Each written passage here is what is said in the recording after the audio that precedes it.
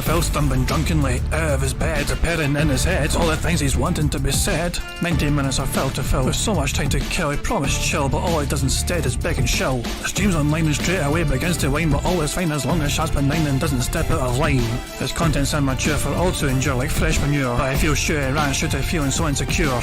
The money earned on yesterday was withdrawn and long gone, as Phil's spending impulse is always had to stay on. If supports are also slow and stays so low and fails to grow, you never know, the show may turn into an easy bingo. Once licked off across the board with charge to ward because his code can't be ignored, just how much DSP makes us feel so bored. To help us fight or sleep and try to keep alert to watch a creep who play bingo, but Phil will bitch on why his sheep are also cheap, while DSP is chasing green. We're seeing green across the screen as Phil's routine predictability rivals our slow machine. He's not in burping, leaning, ban. It matters not if battery fun. His Shoutouts can't see if hours make him feel less of a man. Takes a drink and starts his like before lunching into a big pretending there for bills when truth is dead to buy a wrestling JPEG. Talks about his shitty life of call his cat and fatty life and all his strife while forgetting that it's unwell and they were rife. With drama he will react but isn't act, that is a fact as he rehearsed to be exact in how he felt he was attacked. She's nearly over it and a win is in sight, with what to white despite Phil to light that tips were not white.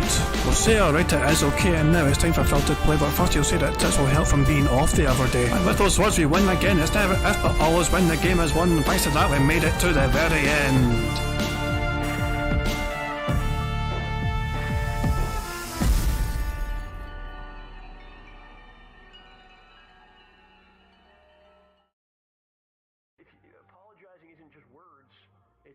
Hey guys, King Jad here.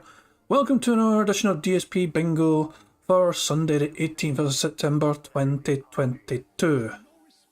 And yeah, Phil tonight is playing Call of Duty Modern Warfare, like the fucking Call of Duty 2 Modern Warfare 2. But it's not technically Modern Warfare 2 because, I mean, a whole bunch of us played that shit, you know, years ago. you know what I'm saying though. So yeah, but Phil is apparently awake. He did tweet about 40 odd minutes ago saying that I guess we're talking about GTA 6 leaking this morning on the Level 1 podcast. This is certainly unexpected, although I think the source code leaking is far worse than footage of an incredibly early build, which I actually agree with. It's kind of hard to deny that. The source code is a big fucking problem for Rockstar and Take-Two whoever had trying to deal with that shit, because obviously if people have access to the source code they can, you know, do whatever they fucking want themselves, and it's something that I can see Rockstar having to take a lot of time trying to rectify themselves and come up with something new to replace that shit. And also he's going to talk about Modern Warfare 2 beta and all that shit, so yeah, he's awake, he tweeted, but he's not yet on his stream, it seems. No sign of him on the fucking stream whatsoever. I'm going to poll my chat right now to see what people want to do for bingo card size. I gave options for 2x2, 3x3, 4x4 and 5x5. And the 5x5 people seem to want to stick to, just as the default option is 5x5, and people seem to kind of want to stick with that more than anything. 4x4 was getting some votes as well, to be fair. 32% of the votes are for 4x4, but 48% so far are going for 5x5 card size, the default card size. Only 10% votes for 2x2 and 3x3, so I don't know, I just kind of thought I'd give it as an option to you guys to see if you guys wanted to change the size of the bingo card in any capacity, so you could, you know, it would just change things up. Maybe, I don't know if it would make things easier per se, because it's one of those things where it is random luck what gets picked for the card. Hey, Phil's actually on his stream now, look at that shit, he's actually saying hello to everyone, fucking hooray for that. But yeah, I've got a couple of things I can talk about while we wait for Phil to properly start. I mean, it looks like 5x5 is going to be the winner here, the poll. I'm just going to go with that, I guess, you know. I'll end the poll now and fuck it, and just we'll just stick by 5x5. So, first things first, as always, we're going to spin the wheel to see what we'll land on for picking today's bingo card.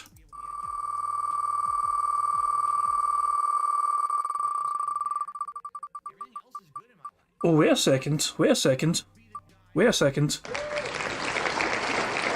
Cancel that. I don't have the new ones added.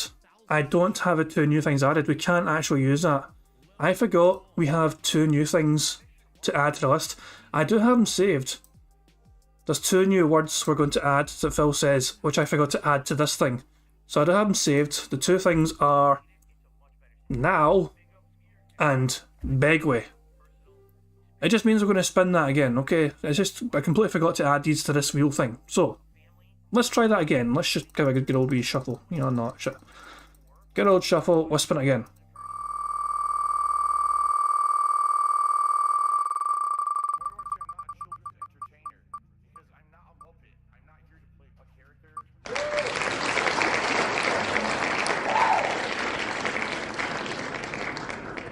So, our bingo word... The fuck?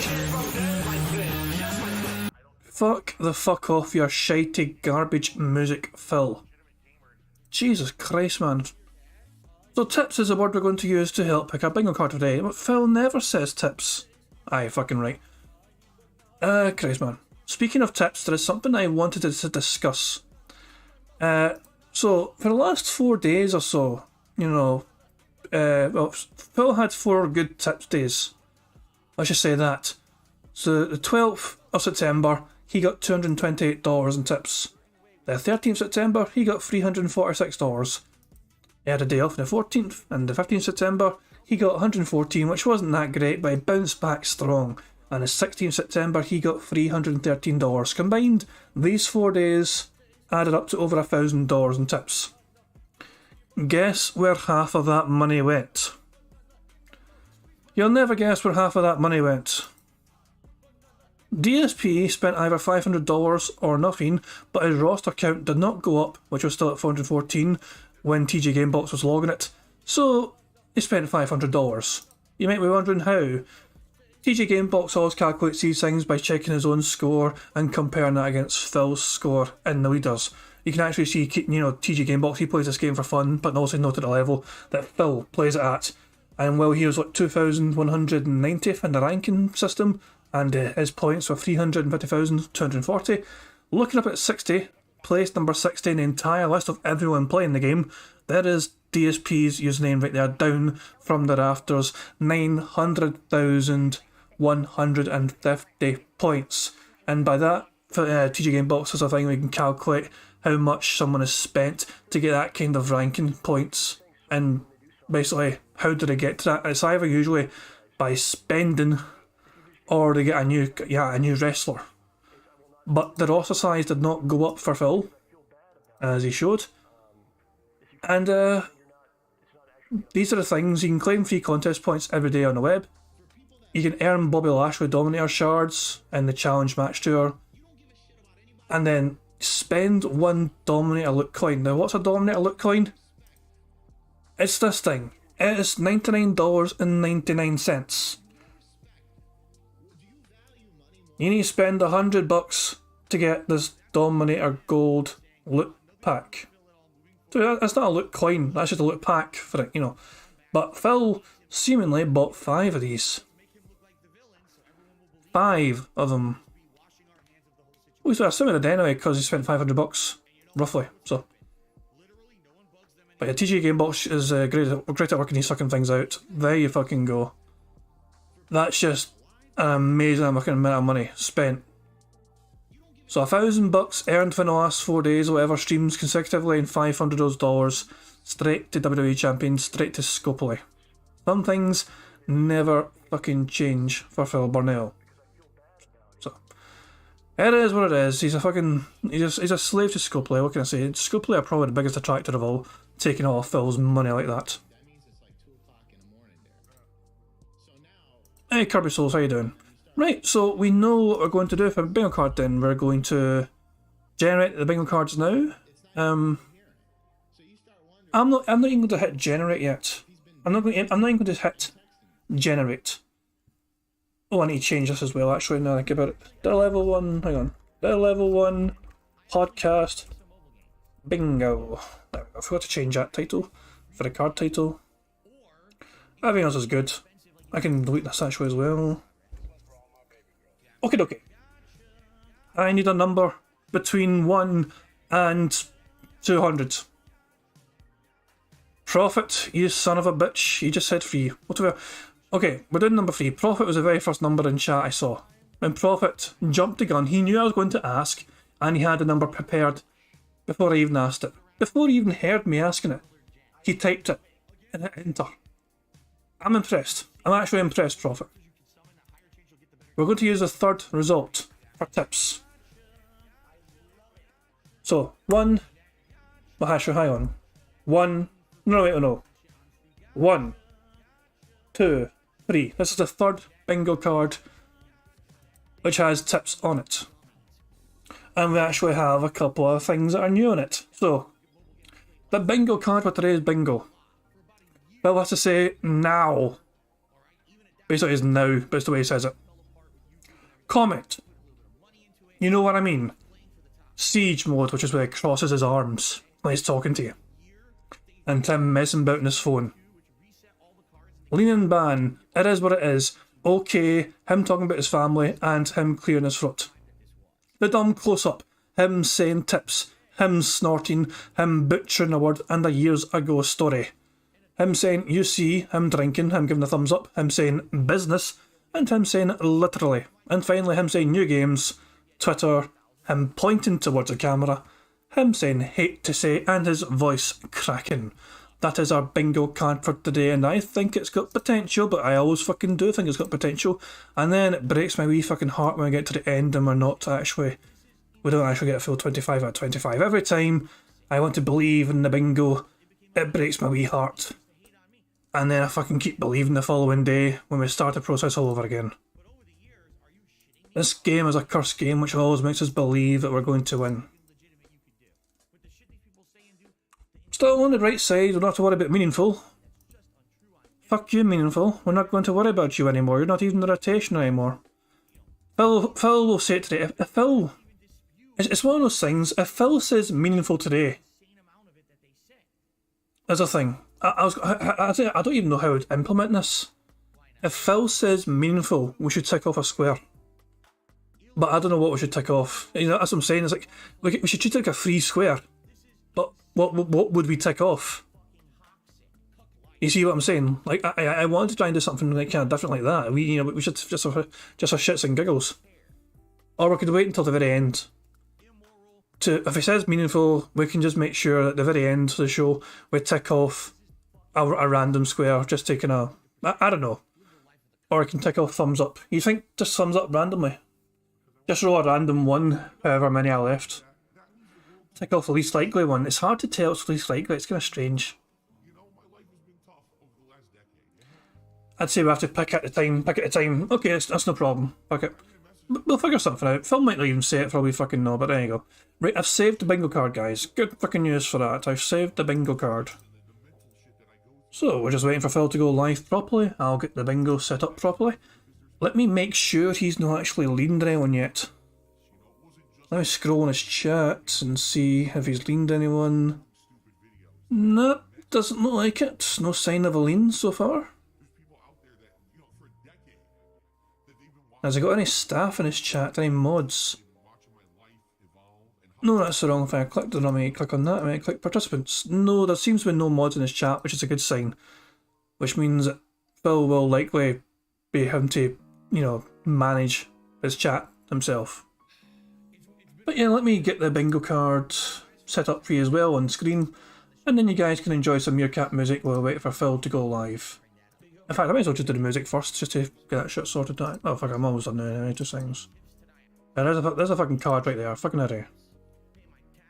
So, you guys enjoy some Meerkat music. And yeah, I'll keep a wee eye out in Phil's chat to see if he sneakily leans anyone between now and starting the bingo.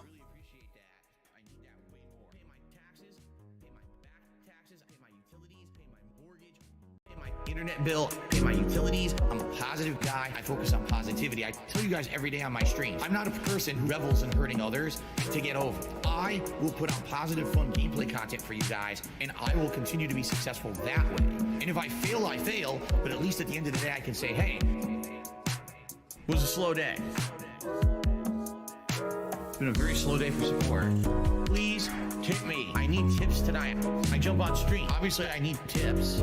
Pay my taxes, pay my back taxes, pay my utilities, pay my mortgage, pay my internet bill, pay my utilities. Very slow day for support. Been 47 minutes, and only the third tip of the day. I really appreciate that. I need that way more. Pay my taxes, pay my back taxes, pay my utilities, pay my mortgage, pay my internet bill, pay my utilities. Please tip me. I need tips tonight. I need to pay bills over the weekend. I appreciate those who contribute in any way, but please, if you can tip me, do that rather than these super chats and membership. I need that way more, okay? Yesterday was a really slow day for me on stream.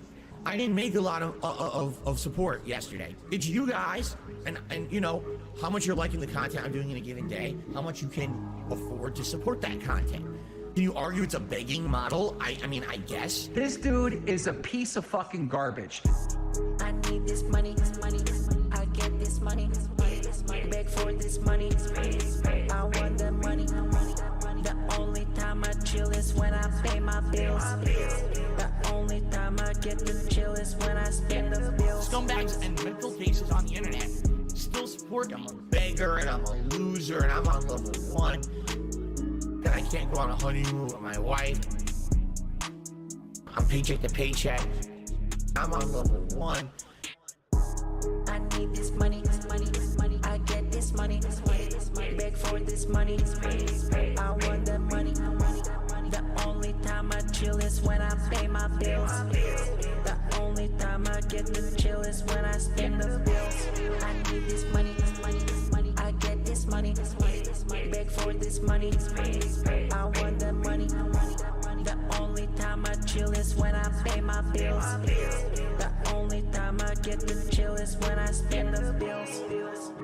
If you are watching his shows and you're paying his bills, you're a fucking loser. You should not support this guy.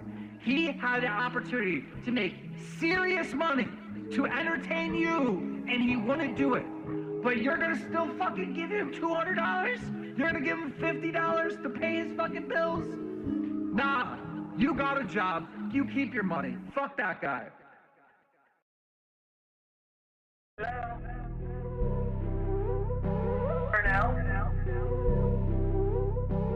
That is a business related, and I do still have it. WWE champion time. Go. Into the money, stupid fuck. I love it. Go. By eBay. Hell! It's been tough. I always think that it's my fault. Drinking gin. Yep, I'm toxic. I love Hulk Hogan's dick. My ass is so fucking stretched. Oh, no, you didn't, you motherfucking piece of shit cocksucker. Wait a second, I forgot to fucking give a shout out. Mr. Brock Hines fucking subscribed during the fucking intro, and obviously I don't think anyone would have heard a wee fucking thing go off, so Mr. Brock Hines, this is for you, pal. Money, yeah. Money, oh, money, yeah. Money. Thank you very much, Mr. Brock Hines, for subscribing to the channel, and yeah, I just completely forgot about making sure that played, because at the start, you'd have seen the notification show up, but because I have desktop audio usually muted at the start, I don't think you'd have heard the music go. It would just been the pre-stream stuff. So no, I'm just making sure I get it out there so people can see, and people just call me a scammer in chat, you bastards. No. Thank you very much, Mr. Brock Hines, for that. And yeah, much appreciated. But yeah, but as I said, like I was pointing out in chat, I said it in chat, Phil's down to 440 members. So he was in the high 440s yesterday, I think. In fact, we can check that. We'll get the music back on. I had it just pause just for a bit. Let me just have the music playing silently anyway, so you can still hear me. Right, so let's go to DSP Gaming and see where he was at as he finished off last night. What the fuck is this? Why does it look like he's been fucking crying in this fucking video? You see this shit? What the fuck is this thing? The snort schedule, it looks like he's been fucking crying. What the fuck is going on? It's a filter, it's fucking dumb. Anyway, what the field was Earthbound. He was at 448 members playing Earthbound. So within a space of a day he's lost 8 members, so he went from 448 to 440.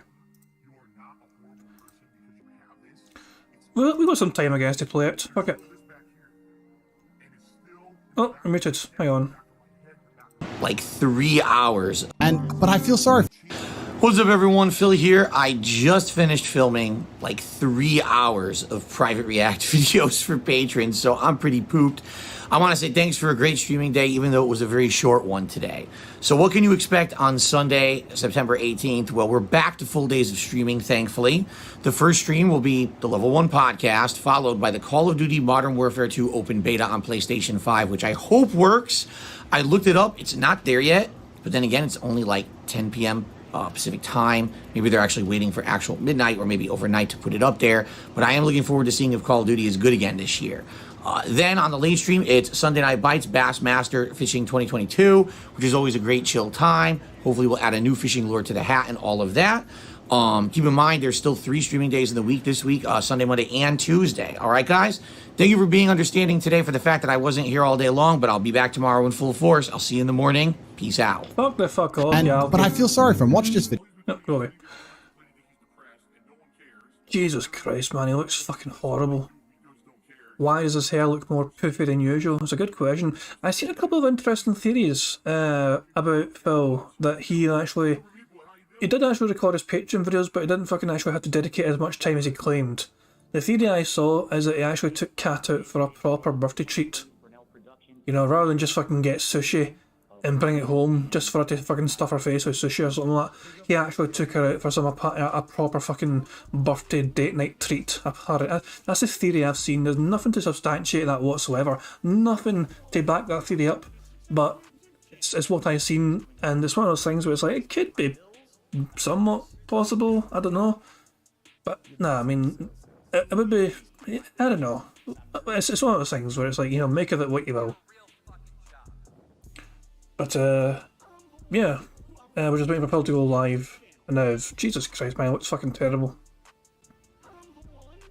So, what should we expect today for Phil on the stream? He will definitely talk about members, so, that's a good thing for, we don't actually have anything for members, do we, on the card? No, look at it. I guess we're about to find out. He's going live. You guys know the drill. Tag me in chat in case I miss anything and all this nonsense. Has he leaned anyone yet within the last whatever I was doing? No, he's not leaned anyone yet. So no sign of a lean yet. I'll keep an eye on that happening.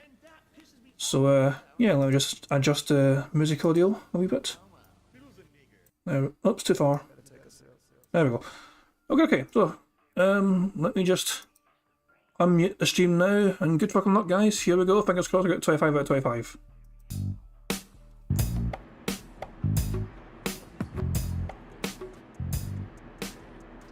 Good morning, everybody.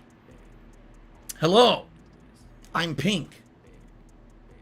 I don't know why. Hold on. I shouldn't be pink, but I am pink. See that? How's everyone doing today? I hope you're doing well. And I hope you're doing... Well, now it's still fucked up. Hope you're doing better than Rockstar. You know? I think it would be hard to not be doing better than Rockstar this morning, with all that's going on today, which we're going to talk about on today's episode of the Level 1 podcast. Welcome, everyone. And by the way, if you think my throat sounds bad, it's because it's all messed up today because of allergies again. I went to sleep sounding fine. I wake up this morning, my throat is all gunked up and swollen. I'm like, stupid shit. I took my allergy pill. I'm waiting for it to kick in. Undoubtedly, over the course of today's podcast, as always, my throat will sound better. I just need to start talking and loosening it up and making it sound better. So I know I sound strained today. It's very stupid. Another factor of this is the weather is turning, and it's starting to be cooler here, but only when the sun's not out. What I mean by that is when the sun is out in the afternoons, as it is right now, it's just starting to come out. The house heats up, and then I got to turn on the air conditioner here in the office. But when the sun goes away, then it's cool. In fact, yesterday, I almost took... Everyone make sure to understand what Phil was saying there. Sun equals hot. No sun equals not hot. Just want to make sure we're all on the same fucking page there. Did you see that? I turned this... Hold on a second here. I'm very upset. As you can tell, I'm incredibly upset. You know what? I'm counting that as a fucking camera point. He's fucking pointing his gouty little hoof towards the fucking camera. I'm counting that as a fucking camera point. Where are you? There you fucking are. Get that shit ticked off. Okay. Yesterday, I almost took the air conditioner out of the window because it was so cool here yesterday. There was no sun. It was all cloudy outside, which is typically what we have for most of the fall. We have clouds and rain. And it was so cool. I was like, dude, it's so nice. It'd be nice to get fresh air in here, blowing in here again after months of just stuffy air conditioning. And now today the sun's out again. So if I had done that, I would be sweating it out here today. So I'm glad I didn't yet. But within the next few weeks, definitely, I will be taking this air conditioner out. We'll have fresh air in here. It'll be a different vibe for the fall, which I can't wait. I love the autumn. It's my favorite season of the year. In fact, not only for the weather, but for gaming in general, of course. So ladies and gentlemen, today is Sunday, the 18th of September, 2022. And let me tell you guys, I thought today was going to be an interesting day because we're going to be checking out the Call of Duty Modern Warfare 2 beta. As you can see right here, I just wanted to show you that's my giant splash thing on my dashboard today. Which, of course, this is going to help me determine if I'm buying the game or not. You know, I wasn't sold last year on buying Vanguard. All the things that I had heard about it didn't sound too good to me.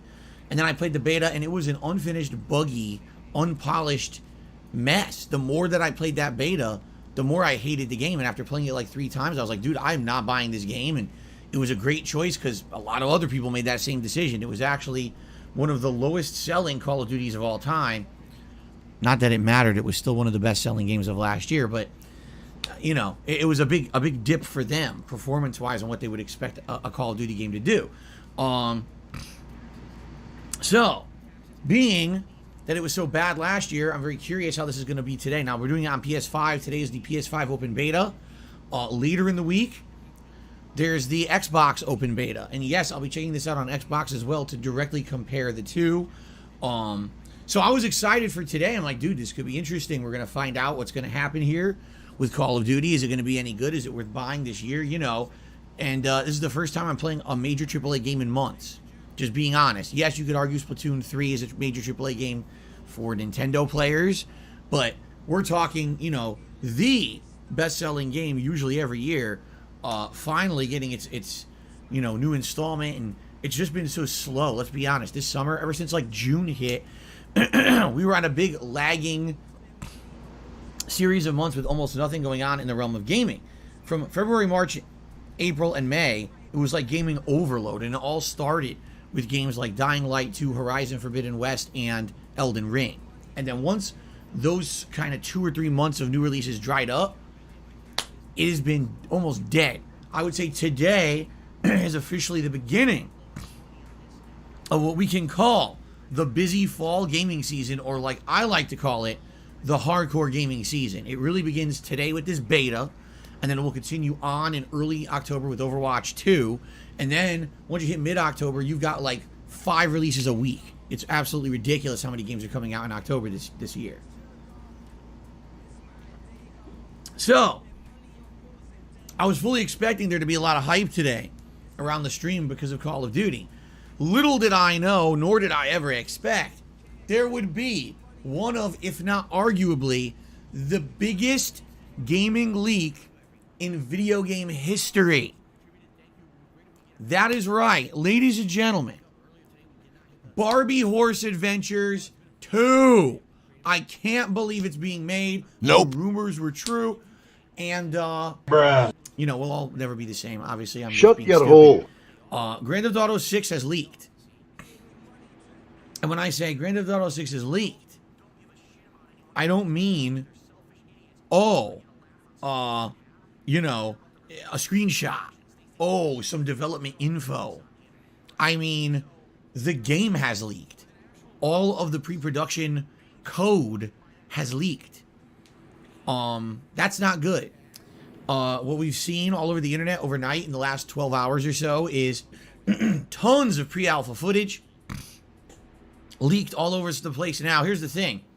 You might be running right now to YouTube to watch the footage. Say, oh, I want to watch it. I want to see what this game is all about. And you see nothing. It's because Rockstar, in a panicked frenzy, is issuing takedowns on YouTube, copyright takedowns. So as much as I would have liked to say, oh, here's a clip or here's a screen grab, I'm showing nothing today. There's no way I'm going to take that chance. Rockstar is infamously I mean, let's be clear. One thing is it's not Rockstar technically, it's Take-Two. Take-Two Interactive, which is kind of, is essentially Rockstar. All things considered, but officially it's Take-Two that are doing the takedowns of the clips that are being put online. So let's just kind of make that abundantly clear.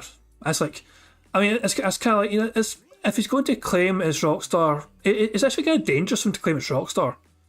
Because that's a wee bit slanderous, because it is not Rockstar. I can actually show you exactly what's... So two seconds. I'll show you exactly what's said when you try and find a clip with this footage in it. First of all, I need to find the fucking clip. Two seconds. Here we go, okay. Also, I'm not going to show a clip because I can't. But the fucking message is, the video is no longer available due to a copyright claim by Take-Two Interactive. So not Rockstar, Take-Two Interactive. Technically they're two different companies. I'm just saying, it's fucking not Rockstar. Although, for all intents and purposes, it might as well be, because they are fucking... It's under them they can operate and make the game for, but Take-Two Interactive are the ones that fucking had the copyright claims. Just want to fucking make that clear. Phil being Phil about it, getting some information not completely accurate. Unsurprising. Takedown happy on YouTube for stuff like this, and already they have begun issuing the strikes, okay? So, what has leaked and everything? Man, we're going to talk about it. It's pretty crazy to see what leaked, because it's pretty much everything to this point that they've got done. Animations, you can actually see in the gameplay footage being shown the behind the scenes coding and shit on the screen, showing physics and everything being drawn out. It's pretty wild, and the leaks have completely confirmed, pretty much everything that we were speculating about the game or had been rumored about the protagonist, about the location, the time period, and everything. So we'll talk about that in a little bit, okay? But yeah, I was not expecting to be talking about that this morning. Yeah, pretty crazy. So I guess we shall see how this pans out, especially the legal ramifications, which we're going to talk about. All right. But anyway, so today's podcast will be interesting, because not only are we going to be talking about, Call of Duty, which I was excited to play today, but now we've got something crazy going on, completely unexpected, right? But before we get to that, I think we should do the housekeeping, shall we? So I'm going to get my broom and sweep the floor, and then we'll come right back. Shut your mouth, you thong-wearing fatty! But one thing I want to point attention to before we even get to the schedule, guys, we are on a downward trend for members, and that's not good. We're going to fucking blame it on this time. There is no fucking, boogeyman of copyright fucking strike person against you. The channel is apparently on an upward trajectory. There's always positivity going on, and yet it's going down. So what the fuck are you going to try and blame it on now, Phil? Come on, think of something clever and creative to fucking blame it on. You had an extra fucking day off, or half a day off anyway, from not actually streaming, to think of a good fucking excuse for what you can fucking blame it on now. Who is the new boogeyman, Phil? Now, I'm aware today we're literally starting to play a new game that's hype. We haven't done that in a long time. Okay, I get that. Maybe today we're going to have more people on the streams than usual. We'll have people who've been away for months saying, oh, Phil's playing Call of Duty, I'll come back. It's time to re-up my membership or whatever. But it's not good that we had momentum, right? We got all the way up to above 450, and we have severely lagged and slowed down since then. Every day I'm getting like one member. And sometimes it's just a re-up, I can't believe he's actually bitching and whining that you should be happy of getting any, for fuck's sake. Look, some days are going to be fucking more prominent than other fucking days. It happens to all of us, but the difference is, you don't usually hear those fucking content creators bitching, whining, complain and moan and go on about it, it's so fucking dumb. One's not enough for Phil, It's no. It's like he needs more. He needs those fucking fans to step up. He needs them to fucking open the wallets more for him, just so he can be happier. Because money equals happiness for this dumb motherfucker. Jesus, man. The thing is, though, Phil probably will get a boost in metrics because of this game. It's a very popular fucking game. And by the way, we will get a years ago story of sorts on this, because Phil will talk about the time he used to play Modern Warfare on his channel a lot, and he got popular because of it. Prophet saying I might get 2 subs a day in my channel, and I am thankful for that. Exactly, I'm always happy for subs. I mean, I said, I'm literally very close to 2,000 subs right now. And it's one of those things where it might happen soon, it might not happen soon. I'm still happy to have anyone show interest in my fucking channel. It's the same for when I'm streaming. Some days it's going to be, some days people are extremely generous, which I'm very thankful for. Some days, it's, people are not, and I don't make a big fucking deal about that. If people want to fucking, do super chats, whatever, I'm happy with that. But at the same time, it's not a fucking issue. So some days are going to be slow, and it is what it is. But I'm always happy to get anything whenever I can get anything. Phil, though, cannot fucking show that kind of attitude because he needs more. He's always needing fucking more. Partial to fucking spend on fucking WWE champions like this fucking garbage shit right here. Number 60 in the fucking rankings altogether because he spent $500 fucking on WWE champions. $500 blown away, and yet he needs your fucking money. This fucking moron doesn't deserve a fucking cent from those dentheads. Although idiots and their money, if people are dumb enough to give Phil money, they fucking deserve to lose their fucking money. That's my fucking taking it. I hope with new stuff coming out now, people will be motivated to become a member. Remember, we have a tier 2 members goal for the month. That's cool. Not only are we going to do a second Halloween event based around reacting to macabre and horror-themed content on YouTube, which I've never done before. I've never done a Halloween react event. But also the ability to, vote for the kind of costume you want me to wear during my Halloween event that's already happening on Halloween. So it's a dual reward. I'm doing tons of rewards that I've never really done before for members goals, all right? And I really do need the help just to give you guys some perspective now, all right? Because now I have the data. Last month, I lost 300 members on this channel because of false copyright strikes, okay? Not entirely accurate. Okay, let's just nip that straight in the fucking bud, okay? No, he didn't lose 300 exactly. So that's Phil lying immediately to his own fucking fans about the number of members he lost. Let's just try and clarify this, just so I don't want to fucking, help fucking, put out his fucking lies here. It was, he's rounded up to 300 because he went from a 600 figure to a 300 figure. No. He technically didn't lose a shit either. Let me go to my dashboard, okay? Just a second. Let me go to my fucking dashboard and get a recent video of mine up. I got 1987 subs. I am 13 away from 2k. If it happens soon, cool. But I'm not going to push it. People can subscribe if they want. I'm very happy for his support. This is the video I want to fucking look at. Now let's not fucking worry about what I'm saying. Let's just worry about what we're seeing. This is a video I had a fucking ton of tabs open. Phil started off the month... The 1st of August, he started off at 639 members, okay? 639. He ended that month on 383. That was as bad as it got for him. 383 members. Mind you, I made this video on the 29th of August.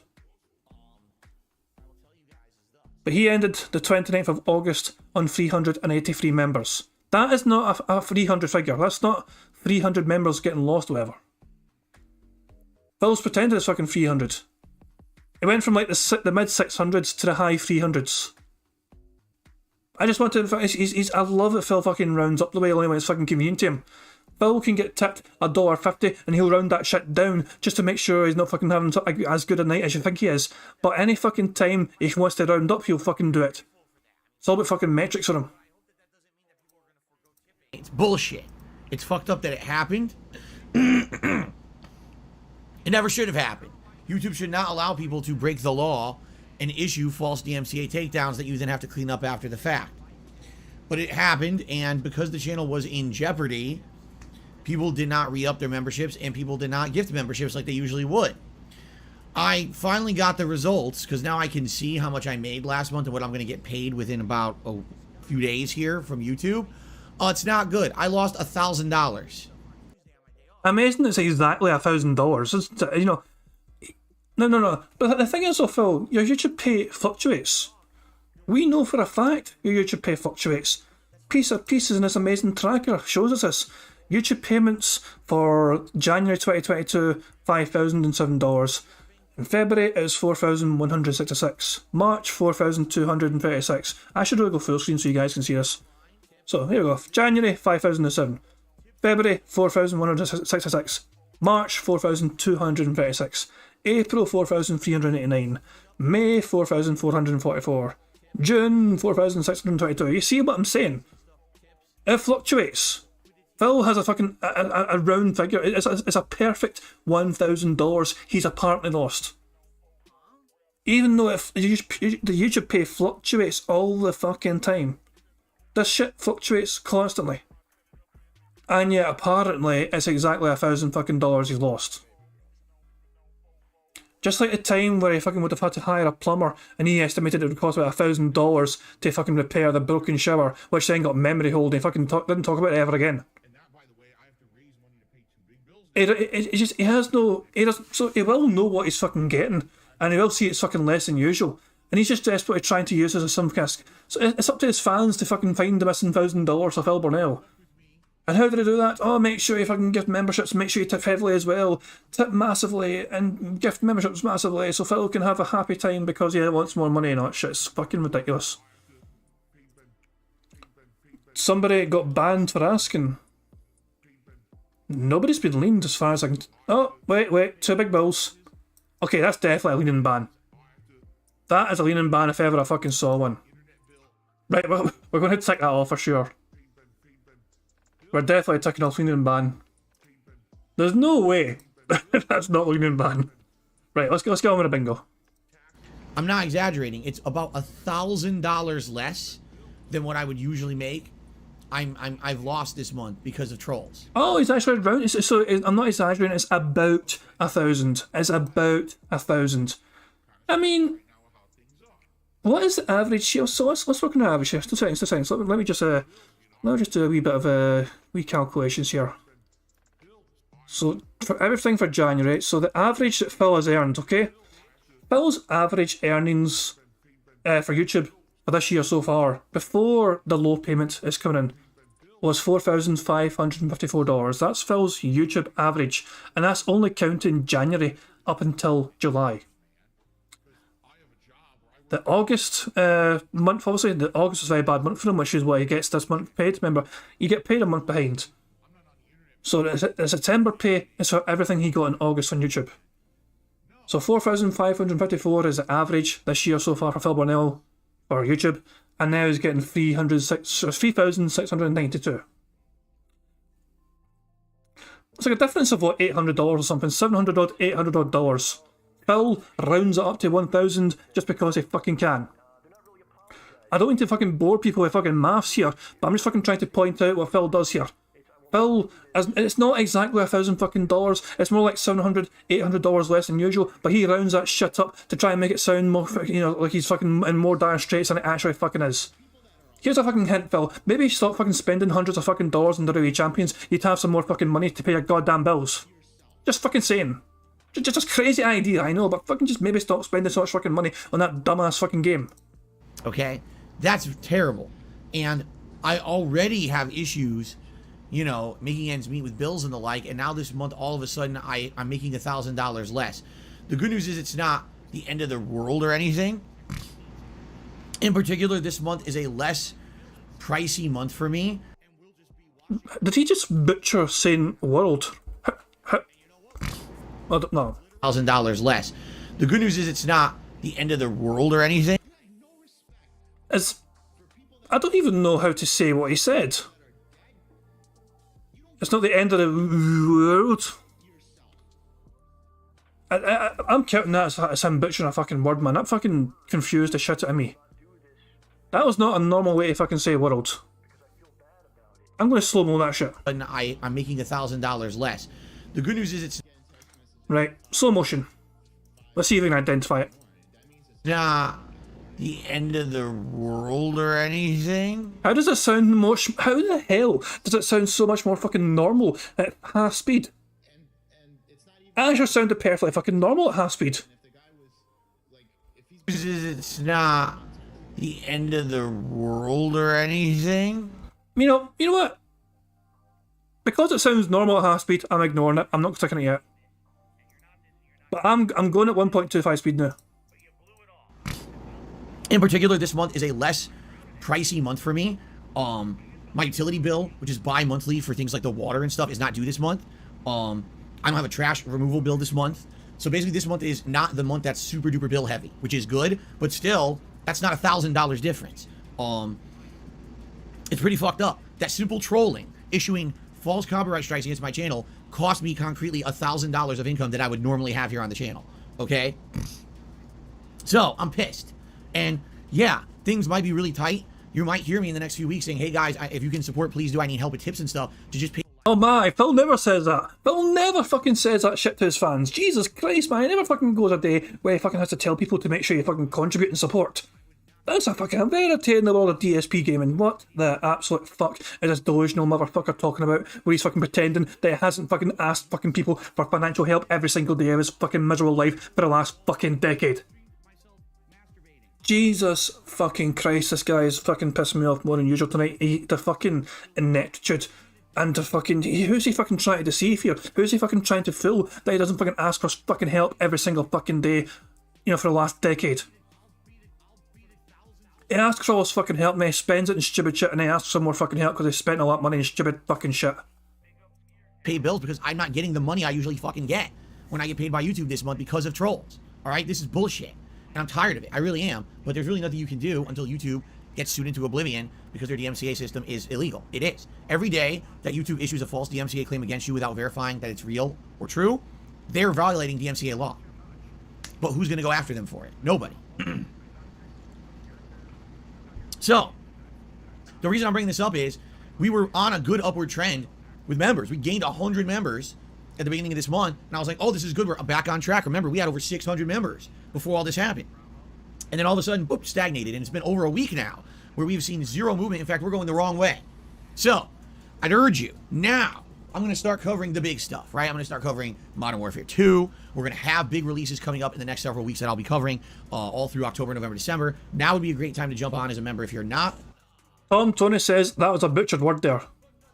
Oh, violating. Yeah, violating was a butchered word. Let's see.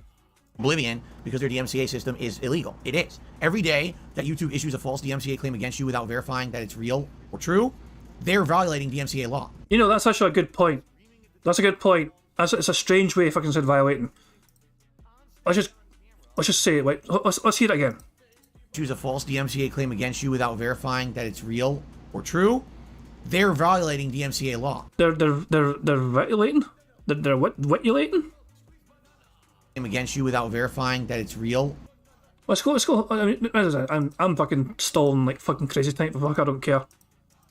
Or true, they're violating DMCA. Violating motherfucking law. Alright, that is definitely him butchering a fucking word. Fuck that shit. Definitely get that shit ticked off, man. Jesus Christ. Good spot, Tom Tony. I appreciate it. Let's go back to 1.25 speed. DMCA law. But who's going to go after them for it? Nobody. So, the reason I'm bringing this up is we were on a good upward trend with members. We gained 100 members at the beginning of this month, and I was like, oh, this is good. We're back on track. Remember, we had over 600 members before all this happened. And then all of a sudden, boop, stagnated. And it's been over a week now where we've seen zero movement. In fact, we're going the wrong way.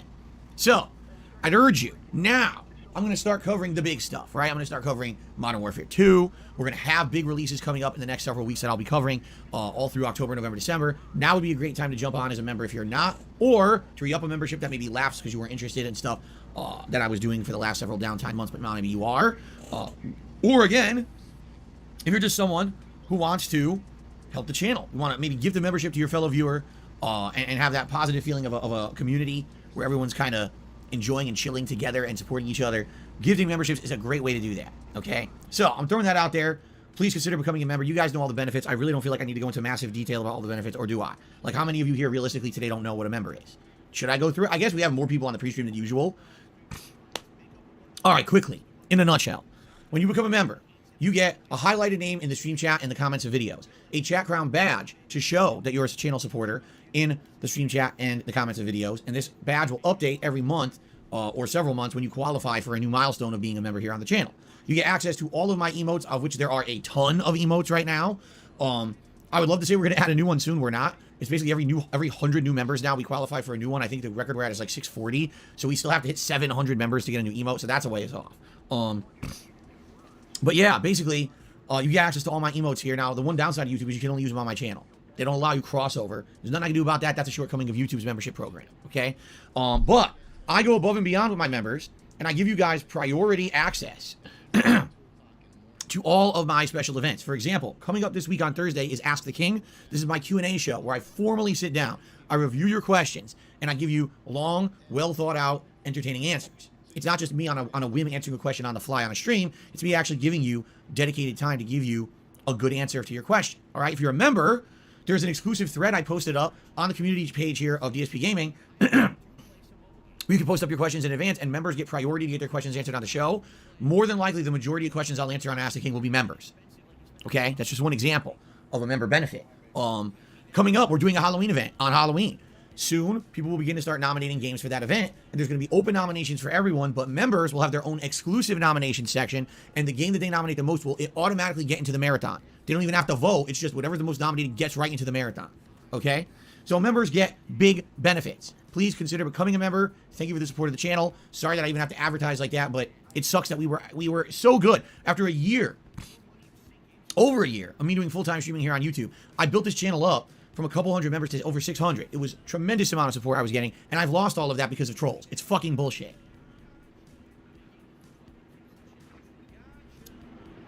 Okay, I got that out of the way.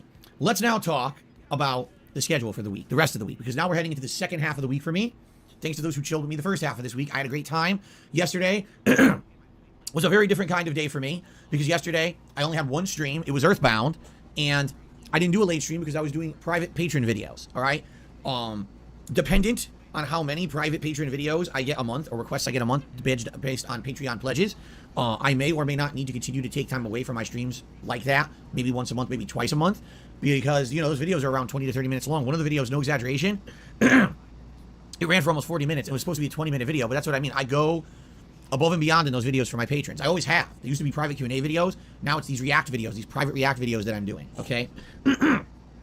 So, I had a good time doing it, but I didn't stream last night, all right? I'm back in full force today with a full day of streaming. It is the Call of Duty Modern Warfare 2 beta on PlayStation 5 today. I'm excited to see how this plays on PS5, what the gameplay elements are, how the connections are. It's going to be a good experiment, plus, obviously, fun first-person shooter action. I have not played a competitive first-person shooter in literally a year. Vanguard was the last one. There hasn't been any more to speak of in the last year to really check out. So hopefully it's good. Fingers crossed, right? I hope it's good. Tonight, it is Sunday Night Bites, Bassmaster Fishing 2022. This is when I play Bassmaster in a chill environment on a late stream on Sundays. I fish, but it's more about the interaction and talking with you guys and chilling and relaxing rather than focusing on catching fish, although it's quite fun when I catch a lot of fish. Last week we went to a new lake or whatever, and it was actually really fun. I might go back to that river or lake tonight to see if I can catch more of those new kind of fish that I just started catching last week. And of course, potential that we can add a new fishing lure to the Fisherman's Hat and have this be a new interactive thing every week when I play Bassmaster, where we kind of add to this hat and it shows this kind of ongoing support for my streams and my chill content, okay? Just fucking go to a lake in real life and throw yourself, aren't you a fucking moron? Tomorrow, I'm doing more Modern Warfare 2, all right? So I'm doing it today and tomorrow, so that way I get 6 good hours of the beta, and I can judge based off of that how I feel about it, okay? Tomorrow night, it is the return of Disney Dreamlight Valley. This is the Disney game that is kind of based on the gameplay of Animal Crossing, but has a lot of differences as well. It actually has an interesting plot line. You're interacting with all these Disney characters who have lost their memories. You're trying to get their memory back and get to the bottom of the things that are happening in Dreamlight Valley, all while you're doing, like, chill kind of gameplay, like watering plants and mining and doing all kinds of stuff like that, like you would do in Animal Crossing. Random, I know. He was scratching his arm, but that's a thumbs up. It's a sideways thumbs up. And he's like legit scratching his arm. You're interacting with all these Disney characters who have lost their memories. You're trying to get them their memory back and get to the bottom of the things that are happening in Dreamlight Valley, all while you're doing... Does that count as a thumbs up? Back and get to the bottom of the things that are happening. I mean, is the thumbs right up? Is a thumbs up like just, you know, a drunk thumbs up? How can a thumbs up be sideways? That's a good point, Spitfire. So Amran saying no, it's not even up. No, okay. Alright, I felt it would have been a bit cheap to fucking use it, you know, but I just thought I'd point it out. It's turned to the left. Is it? Happening in Dreamlight Valley, all while you're Yeah, it's true, I guess. Like, okay, I won't count it. I won't count it. Okay. doing like chill kind of gameplay, like watering plants and mining and doing all kinds of stuff like that, like you would do in Animal Crossing. Shockingly enough, you guys love this game. I've played it twice. When I play it, people love it, and even the views on YouTube are not that bad for a game like this. So, I'm curious what will continue to happen in the game, and I'm playing it tomorrow night, okay? Then on Tuesday, the main gameplay stream will be more Earthbound, as we're now going to head into Fourside. And when I say that, I mean the actual major meat of Fourside. We've arrived at Fourside before, which is the 4th town in the game. We didn't really do anything there. We got more stuck in the desert yesterday.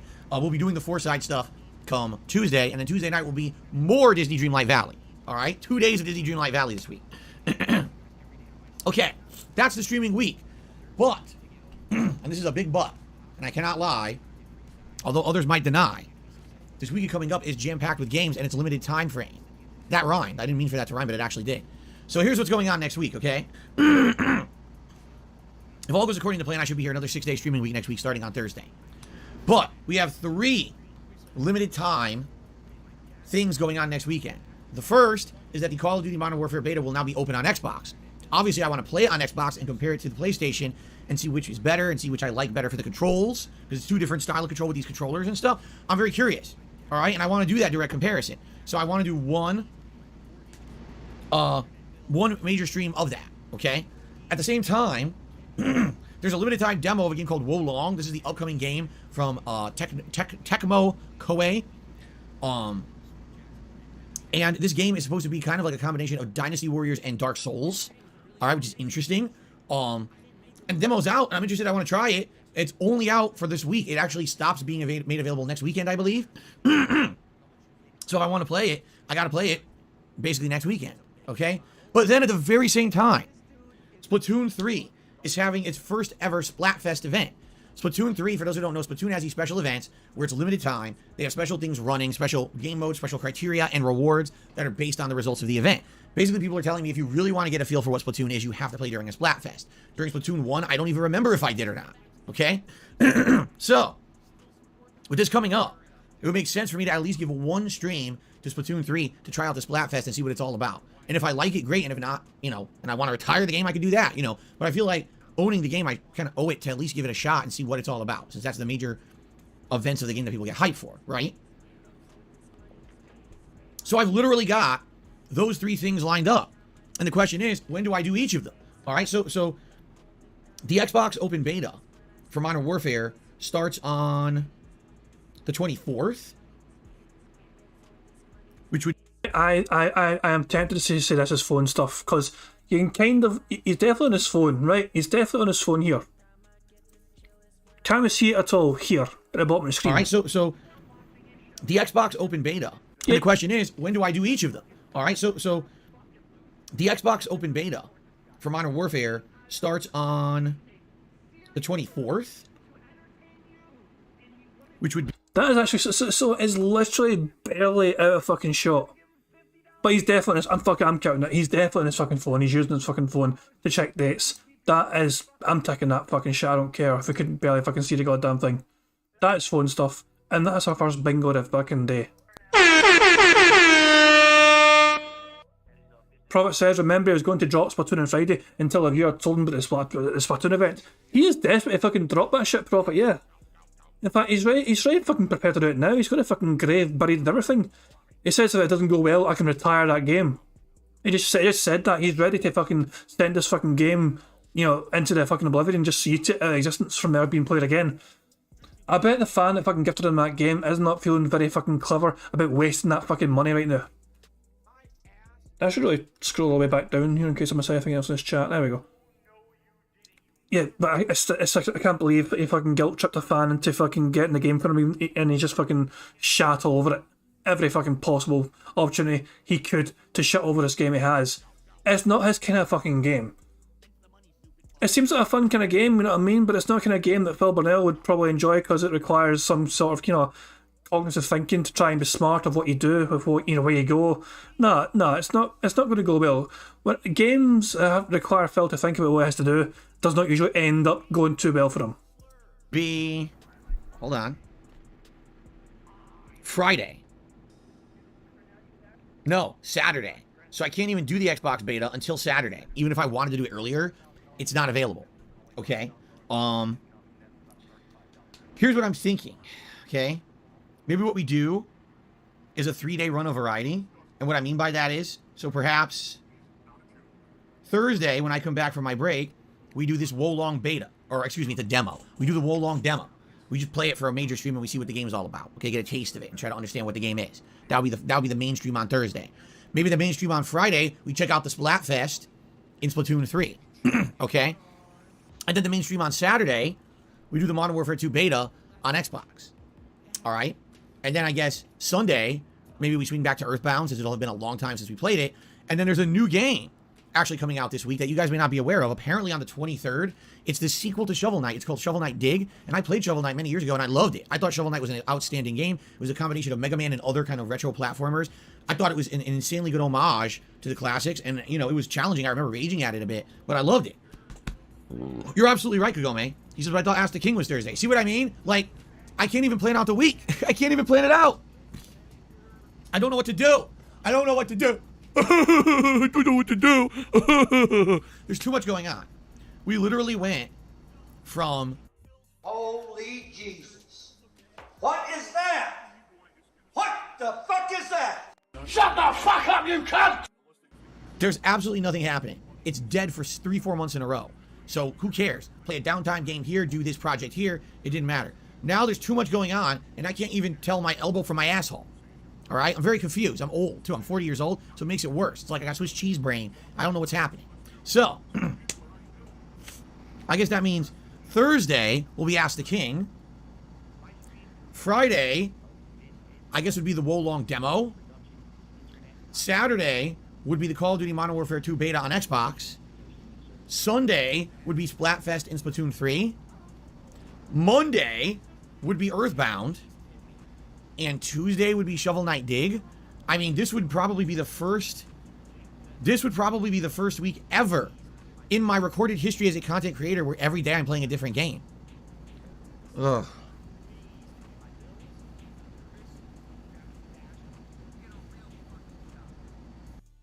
And? So what? Prophet says that he's the same age as Phil, and Prophet was able to build a PC in the goddamn dark. Yeah. And to be fair though, Prophet, that's not fair. You have talent. Phil doesn't. You're just picking on Phil because you're talented.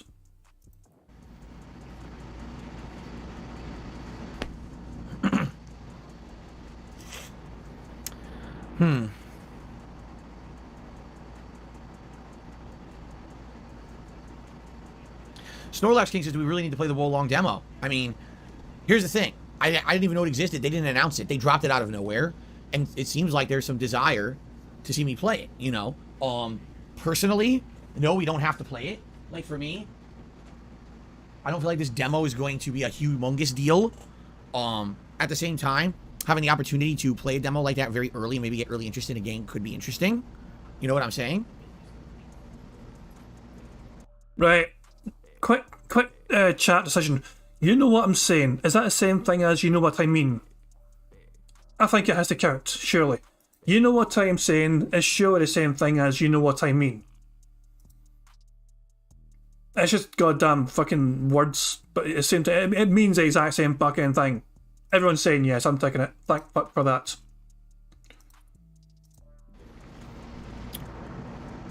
Oh my goodness! There's a kitty cat. There's a kitty cat. Hello, kitty cat named Jasper. What's going on, buddy? That's actually good for us for Bingo because that counts as family. Jasper is part of his family. He has got family talk going on right now, so that counts as ticking off a family square. That is another Bingo, baby. By the way, this wasn't very fucking... Phil was trying to pretend this was a very fucking organic thing. He literally opened the door for him a few seconds ago, right? See me play it, you know? This is what he was doing. You couldn't fucking see it properly because the bingo screen was kind of obscuring it, but he literally opened the door here for him. Personally, no, we don't have to play it. Like, for me, I don't feel like this demo is going to be a humongous deal. So he's opened the door for him, and all of a sudden he's acting surprised that fucking Jasper turned up. Oh my goodness! There's a kitty cat. There's a kitty cat. Hello, kitty cat named Jasper. I've seen better acting in Project 7, for fuck's sake. What's going on, buddy? Have you joined us for today's episode of the Level 1 Podcast? Indeed, he has. Yeah, Cat went to work, so he can join us today for Modern Warfare 2 if he so desires. Can you believe it? Jasper has returned! You know, it's a good thing as well for the snort counter, because that cat does make him snort a good bit. So we might see a big uptick in snorts here at 20 so far, but this could really push up even more. To the office, la la la. I give him rubs and pets, and he loves it. He does. He loves he absolutely loves the attention, for sure. Jasper Kitty. Jasper, were you in the closet today? Should I open it a little bit and see if you'll apprehensively look in there again? Here, let's do that. He's already doing it. He's already looking in the closet. What's in there? What is that? I love it. So, anyway, here's the thing. I'm okay with doing a different game every day of the week next week, but then people might complain and say that's too much variety. You know, I've got ongoing playthroughs going on, and people are like, we're not even doing the ongoing playthroughs, right? Like, Earthbound, you're only playing once, and this is supposed to be your current ongoing playthrough, or what about Shovel Knight coming out, and people want to see that, and now I'm only playing it once all week? So, I don't know. I think we got to talk about this over the next few days. I'd like to get everyone's feedback. Is there something you absolutely think in that schedule I shouldn't do? Should I skip the Wolong demo? Should I skip the Xbox version of Call of Duty? Should I skip the Splatfest and Splatoon? What do you guys think? Okay? What's wrong? What is it? He gave me a look. So, let me know. Alright? Let me know. And, let's talk about it. Alright? See, my personal opinion, I think the Wolong demo is interesting, but at most, I'm just going to play it for the one stream regardless. Even if it's longer than 3 hours, I'm not playing it longer than 3 hours. I'll just do the one stream. And I'd be interested to see what it is. As for the Call of Duty beta on Xbox, I mean, admittedly, it'll be the same game that I'm playing today and tomorrow. However, having a different controller style, right? I mean, it's really different playing on these. It really is. And you might be like, oh, no, it's not a big deal. Having the different thumbstick. Big fucking deal. I'm going 1.5 speed at this bastard's boring me. But 1.25 now, let's go 1.5. Having the different sensitivity, having the different feel of the controller.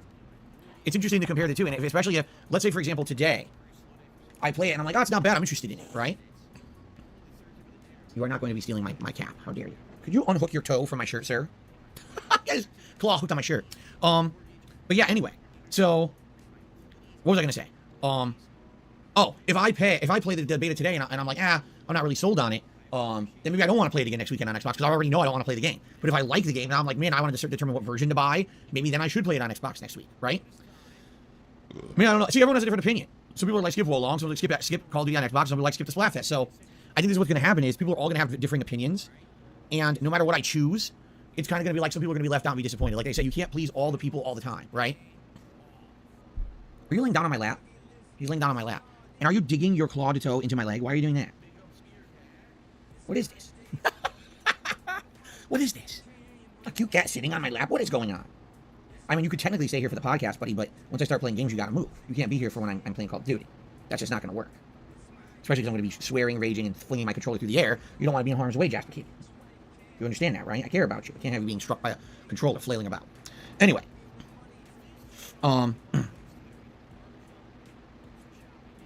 So, I guess we have to talk about this. Let's figure it out. Everyone seems to have a different opinion. All right?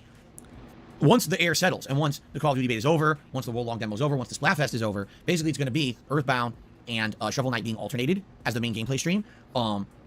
With maybe a little bit of variety thrown in there. Basically, the next major release is Overwatch 2, which is in early October, and that's going to take up a lot of streaming, but I'm going to need something else to balance with that, too. I may go back to Game Pass for a bit and grab a couple Game Pass games, just for variety's sake, you know, to play until the new releases start hitting in October. I guess we'll have to see, okay? Jasper, really, your claws are digging into my leg. That's not cool. You got to chill with that. You can't be getting me with your claws. Anyway, so, yeah, I really have no idea what to do next week. We'll talk about it over the course of this week. We'll determine it, okay? So let's keep talking about it. But by the way, please post up your questions for Ask the King. If you're a member, there's an exclusive thread for you to do so on the community tab of DSP Gaming. But if you're not a member, you can just type !Ask the King into the chat now. It'll bring up a link where you go to the forums and post up your questions in a thread. Or you just go over there, dspgaming.com, okay? All right, Jasper, I think it's time for you to get off my crotch. There we go, buddy. Okay, you're done. So, that's the schedule for the week. Hopefully, with Call of Duty and all this other new activity going on the streams, you guys will be possibly convinced to become a channel member again. I know many of you already were. Or maybe you'd like to, help the channel by gifting some memberships, right? That'd be great if you could do that, since we now are behind 200 memberships because of trolls last month, which is really fucked up. All right, Swaggin says, there's also Metal Hellsinger. There is. Now, Metal Hellsinger, I could play or not. The fun part is about this. I skipped it this week because I thought originally there was going to be issues with copyright music. Apparently there's not. There's no issues with music on YouTube. You can just play it. But I said to you guys, hey, if you guys are interested in seeing me play it, let me know. I think one person said something. Like one. Seriously. It doesn't seem to be a game that's getting much traction, at least in my community. People aren't really talking about it. So, I guess we'll see. All right, anyway. So we got that out of the way. I'm just trying to think, is there any other housekeeping stuff to talk about? Oh, please continue to look into and give me your opinions on what I should react to for the special React event that's coming up on October 1st. Remember, when we hit the Tier 1 members go early, this locked us into doing an early React event, a special one. I'm either going to be reacting to a documentary from Frederick Knudsen or June the King. Okay, those are two YouTubers who do documentary-style videos, all right?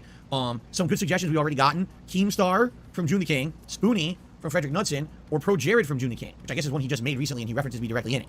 Okay? So, yeah, that would be what I would say is some of the more interesting possibilities, but maybe there's other interesting stuff on those too. So give it a look, let me know what you think, and we'll probably have a poll next week to determine what I'm going to do for that React event, okay? So there you go. Trying to think if there's anything else.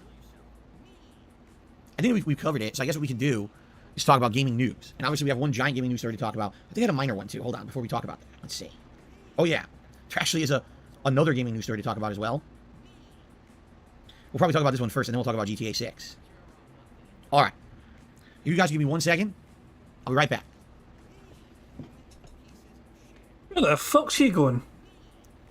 Maybe turn on the air conditioner or some piss like that, I don't know. Would you consider just starting off?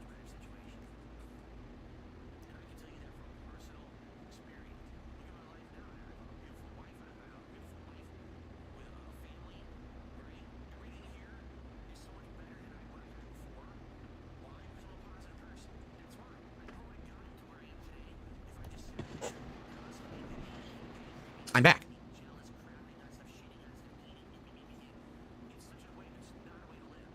Are you wondering why I left? Oh. Well, what happened was the people of my town have been afflicted with... Some boring fucking garbage joke story, I don't even fucking care. I've been sent something on Twitter apparently by Wetworks. He's told me to check my Twitter. He just tweeted me something. So let's see what the fuck he just sent me. I don't... Was it a DM? Because I don't have any notifications. You sure you tweeted me? Because oh wait, I just got it through there. Sorry, just a second. I see it now. It's a thumbs up. Hang on. Is that from today? They're filled with a thumbs up and I didn't see it. So instead of just saying in the chat, like tagging me in the chat, he did a thumbs up. He thought he'd send me a screenshot of the fucking bingo of him giving the thumbs up. He could have just said, hey, by the way, he did a thumbs up. Instead, you take a screenshot, I go to Twitter, send it as a tweet to me. Alright, okay. Thank you for that. I've liked it, and yeah, I think it's confirmation. Confirmation that it is a thumbs up. Courtesy of Wetwork showing that Phil's giving a thumbs up. Thanks for that, Wetwork. That is another bingo as well, so fucking lo and behold. It happened too long ago for VAR. But I do appreciate it though. I do appreciate people, you know, catching things that I miss. I don't try and fucking miss things, but it is what it is. Sometimes I do because I'm an idiot. So that is another bingo. We are still a good few away. It's 3 at the bottom there, it's 3 on the left. It's 7 altogether. There's 7 left altogether. I'm surprised he's not said business yet. I thought I would have fucking mentioned that when he's talking about how low his YouTube money's going to be this month for not shit. Well, we'll see if it comes up. Zombies have hit the town and they're just taking everything over. And the people are really trying to figure out how to stop this zombie infestation. So I went underground into the sewers and I found a giant living pile of barf called Belch. And I fought him in an epic battle and used my Psi-Fire ability to melt and burn this living pile of garbage and vomit. And he actually had the mental control over the zombies and the town was taken back now because of that. So that's what I was doing. Okay. Anyway, so the first news story we have today to talk about is kind of interesting. Listen to this. This is people talking about this on social media today. The Pokemon Company. This is the company that is actually called the Pokemon Company. All they do is make Pokemon games. They're owned by Nintendo, but they're their own independent company. They make, the mainstream Pokemon. They make the spin-off Pokemon. They do everything Pokemon. Okay? Believes that Nuzlocke, I don't know how to pronounce this word. You guys have told me about it before. Nuzlocke runs. So what is a Nuzlocke run or a Nuzlocke run? I guess what it is you lock yourself in to playing the game a certain way so you're limited to certain selection of Pokemon. Is that true? Like you can only use like one or two other Pokemon or something during the course of the game. I'm sure you guys could explain it better than I can. I've never done one before, but you guys have told me about it, that it's basically a special way to play the game that's very challenging. BITW Awesome says, if Pokemon faint, you cannot use them. Nuzlocke is if your Pokemon dies, they're dead for good. One and done. Like permadeath. It's a more challenging set of rules to play the game. Okay. Whatever Pokemon you catch or get, you can't swap them. Okay. So anyway, the Pokemon Company has stated they think these Nuzlocke runs are on the same level as ROM hacks, according to former Nintendo employees. What? What? A run where you limit yourself in the way you play the game is the equivalent of hacking the ROMs of the game and distributing them illegally on the internet. What? To actually back this up, a content creator by the name of Sheshez, Sheshez, if you click on their profile here, oh wait, I can't, this is a screen capture, I'm a fucking idiot. Basically, I guess this is a person who does Pokemon related content on the internet, including Nuzlocke runs and things like that. They posted up and they said, yeah, I once spoke to a Nintendo rep in person about being an ambassador. It was actually a meeting that they had set up on their side with me. It was an uncomfortable experience. For 15 minutes, all they did was fish an admission, or tried to fish an admission out of me, that I was some kind of a hacker, and then they told me that Nintendo would never work with me. And they set up the meeting with him. Okay, I have a question. Hey, Nintendo, what the fuck is your problem? How do you... What? Dumb close-up. We have a dumb close-up, which is a double bingo. Fucking Yaldi. It's so random when that happens, but yeah, it's a double bingo.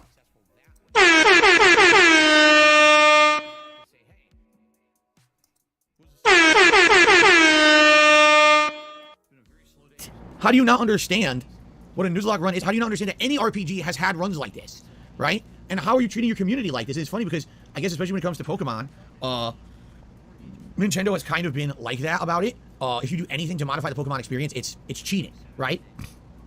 Ayunut says in the chat, well, you have to install certain files so you'll get random encounters, etc. I guess I kind of get that. Like there's Nuzlocke if you're just playing within the actual criteria of the set game, and then there's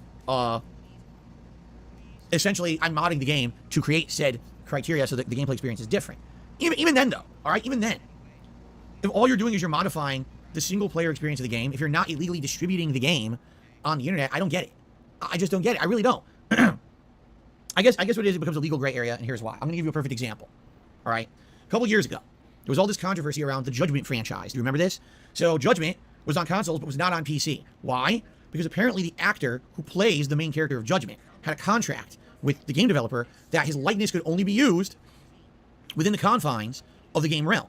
And what that means is he was not supposed to have his character model used for memes or other things outside of what he was getting paid for to be in the game. Imagine if you were in a video game and you were scanned to be in the game, but now your likeness was leaked onto the internet and anyone could use you in anything they wanted. Basically, your value as an actor or even as a person in any entity is diminished because you can't sell your likeness anymore because everyone already has it illegally, right? So what ended up happening was there was a giant dispute about this. And the PC version of Lost Judgment was held up by almost 2 years. And it just came out. It just released. So it took them a pretty lengthy legal battle to figure out and hash out how this was going to work. All right? So what you got to understand is that there's always these kind of legal dealings and things behind the scenes that we don't know about or we don't fully understand. We're not involved, right? We're just the consumer. We buy the game, we play the game. We don't actually know the agreements in place and the licensing in place. Perhaps there actually is some sort of a situation where Pokemon characters are licensed for merchandising and they're licensed for this and that. And if you're modifying the game in any way, you're opening up the possibility that these characters could then be illegally used for other things, and that's what Nintendo's against? I don't know, again, I'm speculating. How in the hell has he not said business? He's talking about a business here. And yet he won't say the word fucking business. How? But for me, like, it's the same kind of thing with online multiplayer. I don't care if you modify your single player experience. Put in a million modifiers, put in a bunch of accessibility options to make the games easier, do it, whatever. When you're playing a game single player, it's a single player experience. It's not meant to be competitive. There's no competition to be the best at fucking the best at doing a modifier on fucking Bloodborne or something. Yeah, maybe you'll make some money on the videos doing it, but there's a difference between, this is an online competitive game where modifying it actually changes the competitive experience, makes it unfair, versus I'm just playing this game by myself offline. Who cares if there's any modifiers on it? So when I hear Nuzlocke Challenge and you're limiting the way you're playing the game and you're modifying it so only certain encounters happen, that sounds interesting to me. You know what that sounds like to me? Something, all right, that Nintendo and the Pokemon Company should capitalize on. If it's already popular, if it's something your community wants, why don't you create it yourself, sell it, and make money on it? instead of trying to ignore that it exists. You know, somebody, Limbo put a good question in chat, and Dashi kind of pointed my attention to, pointed into it as well. Can company count as business? When Phil says a company, should we count that as him saying business? I was actually thinking about this before, but I didn't want to sound cheap by suggesting it, if that makes sense. Is company and business the same thing? Amran says no. Brad Burnian says no. This is the thing, I don't think it's the same thing. I would like it to mean the same thing personally as well, because it would make fucking my life easier. But nah, it's not really the same thing. Business is a company. Yeah, it's alright, well... It's, yeah, I don't know. He still might say business, right? We'll just wait for Phil to say business, okay? That's the way I see it. We'll wait for him to say it. And then when you find out that it exists, try taking it down, saying it's the same as ROM hacking. How about you wake the fuck up, right? And you see what's going on around the world around you and stop ignoring it and acknowledging this stuff exists and it's popular and people want it, right? That's pretty dumb. This is the equivalent of me, no exaggeration, over 10 years ago, first hearing about This Is How You Don't Play. And instead of embracing it and saying, hey, this is funny, me shitting on it and saying, oh, it's terrible, it's horrible, you're taking money out of my mouth and away from my business and this and that. When in reality, if I understood what... Oh, fuck me, he just said business. He actually just said business right there, so I guess... There we go, that's that. You know, fucking, that's another bingo straight away, so fucking Yaldi. After all that debate, does this company mean business? I don't know. If I can just said it like a fucking seconds later. But it wasn't embraced it, things would have been a lot different and probably a lot better for me. Nintendo is going the way of being ignorant. And instead of saying, well, if we didn't do it, it's bad. That's stupid. That's very stupid. They should embrace this opportunity to see what their community wants and perhaps provide content for them that they're looking for out of Pokemon games. Let's be honest. Pokemon games are kind of one-and-done experiences in a lot of cases. When you played through a Pokemon game, you've seen everything. You caught the Pokemon you wanted, you had your playthrough. When you go through it again, you're not fighting different gym bosses, you're not seeing different areas, it's the same game, right? So people are creating their own modified experiences to get more value for their dollar and to get more out of the game. Is there something wrong with that? I don't know. I don't think so. I really don't know if I believe that there's something wrong with that at all. By the way, the stream chat is completely frozen, which is very odd. Because it was kicking, people were talking like crazy, and now it's not moving at all. What happened? Can you guys talk? I tried refreshing and nothing happened. Now it's working. I don't know. I guess people were really into my Pokemon discussion. Anyway, okay, so Iona says it's not only a single player experience, you can then go online, you can trade those Pokemon, so it ends up being hacked. Okay, so here's the thing. Maybe there's certain situations where it makes sense, and there's certain situations where you are going too far. Why not clearly define them? And again, capitalize on them, rather than just shunning your entire community that likes them and wants them, right? That's what I just don't get about Nintendo. Nintendo has always been this company. Oh, we think outside the box. Here we go, the kind of racists, you know, towards the Japanese company thing again. Nintendo is xenophobic, the Japanese are xenophobic, oh shit man. Prepare for some dark side racism. Right? Our consoles will have wacky controls, weird screens, portabilities, things that other consoles don't have. We're different from everyone else. Oh, by the way, if you try to innovate anything with our content, we're shutting your ass down. That's not allowed. Only us, because we own it all. How dare you try to think creatively with any Nintendo property? That's completely unacceptable. Get the fuck out of here. Okay? So, yeah, like, why not take advantage of it? I think they should. Right? If people buy this new Pokemon game coming out, what is it, November? And you play through it within a month or two, okay, I've seen it, I've done it. Now, in 3-4 months, release DLCs that modify the experience. And make it cheap, make it $5. But everyone can buy a $5 DLC that becomes the Nuzlocke Challenge, and it's harder, and it's like expert mode or whatever. Why not do that? Right? I just don't get it. It seems like really they're living way behind. In some cases, Nintendo is way ahead of their time, right? We want the innovative console with the wacky controls and the weird shit that no one asked for, but then people end up liking. So wow, they're innovators, they're thinking ahead, they're forward thinkers, they're creative thinkers. And then when someone else comes up with an idea of something Nintendo, oh, no, that's terrible. Back to the dark ages. You know? It blows me away. Okay, anyway. Now let's talk about what everyone wants me to talk about. GTA 6 leaks. So here's what happened overnight. All of a sudden, out of nowhere, footage of a game starts showing up on the internet. And at first, people actually were saying, nah, that's not GTA 6. Look at it. It's so unpolished. It's unfinished. You know, the graphics aren't done. The animations aren't done. There's dev code all over the screen. There's no way. This is probably like another game in production or whatever. There's no way that this could actually be GTA 6. But then the more that people started to analyze it, they're like, wait a minute. It does kind of look like GTA. It looks like, you know, GTA 5, but with this change and this addition or this, you know. And yes, the footage looks very, very rough around the edges because it's not even pre-alpha yet. This is them working on the game on the fly. Nothing's done. But then you're, dude, I think this is actually it. This is really GTA 6. So here's what we figured out from this. By the way, like I said, if you're looking for it on YouTube, you might not be able to find it anymore because Rockstar went into a panic overnight and started flagging every YouTube channel putting up footage of it. So if you accidentally, oh, I'm going to do a preview clip, you might have your channel shut down. You probably shouldn't do that. Snorlax King says it was actually over 90 videos in total. Damn, that's a lot of videos. So, what kinds of things have been revealed? Number one, it's confirmed the game takes place in a modern-day Vice City, or at least the part that they're working on now takes place in a modern-day Vice City. So that would be Miami, Florida. Number two, there's two protagonists, a male and a female. And It's unclear if you'll be switching between them on the fly, like you could do in GTA 5, or if you play as one during one segment of the game. It's not unclear. You can switch between them on the fly. There's a demonstration in the video clips where it's actually a more seamless transition switching between the characters compared to how it is in GTA 5. It is a lot more instantaneous. It's not just fucking finger snap done back and forth, but it's a lot more immediate than on GTA 5, where it fucking zooms out in the map and zooms back in. It's not like that at all. Game and during another segment of the game. One of the clips that I saw was of a heist where the woman goes into a diner and literally just holds up the diner. And it's interesting to see because she can basically hold up all the people in the diner too. Like point a gun, they say, give me your stuff, and then they hand you their valuables and stuff. It was funny because some people were watching it and they're like, it's very reminiscent of the scene from Pulp Fiction, where you've got the almost Bonnie and Clyde like couple who are holding up everyone in the diner. Of course, they're basically wrong place, wrong time because they're holding up Samuel L. Jackson while he's in that diner. But anyway, it's interesting because it's definitely unfinished, and you can tell half the people are not doing what they're supposed to do. But the premise of at any point in the game you can walk into a building and just hold everyone up is kind of interesting and has never been done before. You can only go into established businesses and rob them in previous GTA games. Now it looks like you can do it in like any game where you can go inside, or any building you can go inside.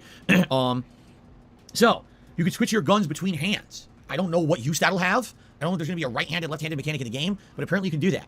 NPCs all say crazy things. Already they've recorded dialogue for the NPCs in the game, and some of them they say off-the-wall weirdo shit, which is not shocking. You could pick up guns from the floor. Now, not to say that you couldn't pick up weapons in previous GTA games, but in this case, it looks like on the fly, you can just swap weapons out that are dropped.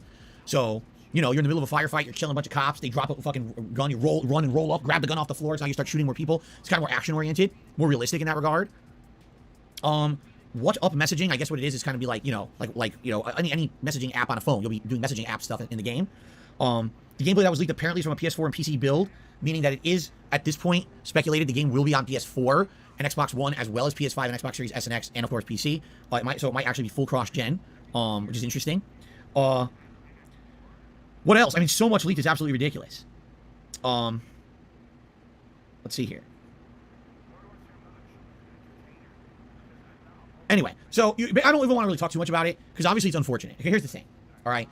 And, well, actually, let me continue with the story, because there's more to the story, and then I'll tell you the reactions of people on the internet and my reaction. So, supposedly this hacker not only released all of this footage of animations of the game. Oh, that's right, there was like a thing. Now you can go inside your car in the game. You completely customize cars that you buy and stuff, including the seating and everything. Everything can be completely customized and shit in the game, apparently. Okay? The hacker has come out. He's requesting someone from Rockstar Take-Two contact them, because this has gone unexpectedly viral, and they never expected that to happen.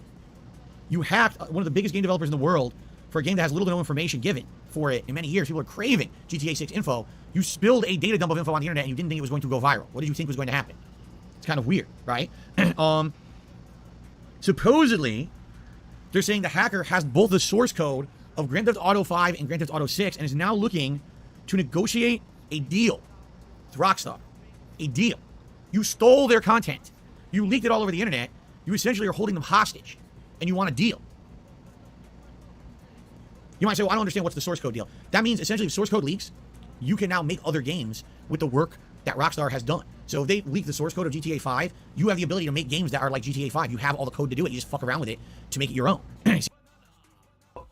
When it comes to source code in GTA games, Rockstar have been well known to not actually have the source code available in a whole bunch of GTAs going all the way back to the fucking first 3D versions of the game. I still play a game sometimes which is called GTA Vice City. It is a very old fucking game. I mess about in that game, I stunt in it and all, just have some fun. But it's the lengths that some people have gone to try and break the game as much as possible, to try and learn how to do things like manipulate the cameras so you can have fancy looking replays and all that stuff, you know what I mean? It's like, it's one of those things where if we had the source code available to us, would have been able to do this, done so much more, but just sheer brute force and time and everything on our side, people have been able to fucking break as much of that game as possible to try and do all this kind of cool shit randomly, like just like mess about with the cameras and mess about with things like there's obviously easier things you can mess about with, like the textures and all that, you can create your own shit as well, like your own different islands, your own different interiors, buildings and all that crap, but it's one of those things where it takes definitely a trial of just, learn by doing in that game. Prophet says if you have a source code, you can make GTA games. You can circumvent DRM, you can create cheats and hacks for online play, and many, many other game breaking shit. Exactly, yeah. So Rockstar are obviously very protective of their source codes, even for fucking older games, which it doesn't really have online components to it. D-Dog says, do you think DSP is still salty about GTA Trilogy?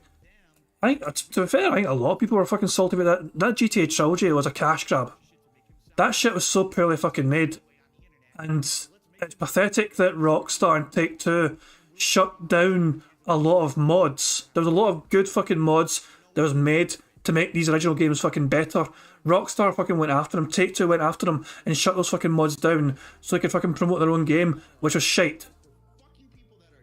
So it just feels like the community has not really been appreciated for all the fucking hard work they did to try and improve the game that Rockstar made to make it aesthetically more pleasing and everything. And it's one of those things where, I mean, they just made themselves like greedy arseholes, Rockstar. I'm going to be honest, I've been a Rockstar person a long time. Rockstar began in Dundee in Scotland. Rockstar North, they were originally called what were they called? Was it DMA or something like that? I can't mind the fucking name, you know. But originally, so Grand Theft Auto was born essentially in Dundee in Scotland. DMA, yeah, okay, it was DMA. And as a wee top-down game, it's in a game that took off in viral popularity. Top-down GTA 2. There was an expansion for the original Grand Theft Auto called GTA London, which was interesting as well. So I played every single fucking GTA game possible. Apart from, I've not really messed about with Liberty City Stories and Vice City Stories, but I know about those games. I've seen those games, and but yeah. So I've been a big fan of GTA games all my fucking life, essentially. I'm not looking forward to GTA 6. The main guys that were responsible for the fucking games and the success of those fucking Grand Theft Auto games, the real fucking brains behind it all, you know, that pushed it, all this kind of innovative stuff, they're gone. They've all fucking gone. I'm not really looking forward to the new I'm not a big fan of the new Rockstar. Put it that way. So yeah, GTA 6. I'm gonna say I'll keep an eye on it, and if it looks like it could be fun to play, I might certainly give it a try, and we'll see what fucking happens. But it's not the same Rockstar, and it's something that really does annoy me. I've had a lot of time I've poured a whole lot of time into Grand Theft Auto. It's stupid and it's silly the amount of time I've spent in Grand Theft Auto. I've spent literally hours and hours, like tens of hours, hundreds of hours, potentially thousands of hours doing one fucking stunt and getting these daft fucking games. You know what I mean? That's just the dumb things we do for fucking entertainment in some of these fucking games. Isn't GTA 5 the most profitable game ever? Probably because of online play and fucking shark cards and all that shit, man. They made bank in that shit, man. Jesus Christ. I am Stu is asking whereabouts in Scotland were they from. The company was originally based in Dundee, in the east side of Scotland. Dundee. If you've never heard of Dundee, it's not.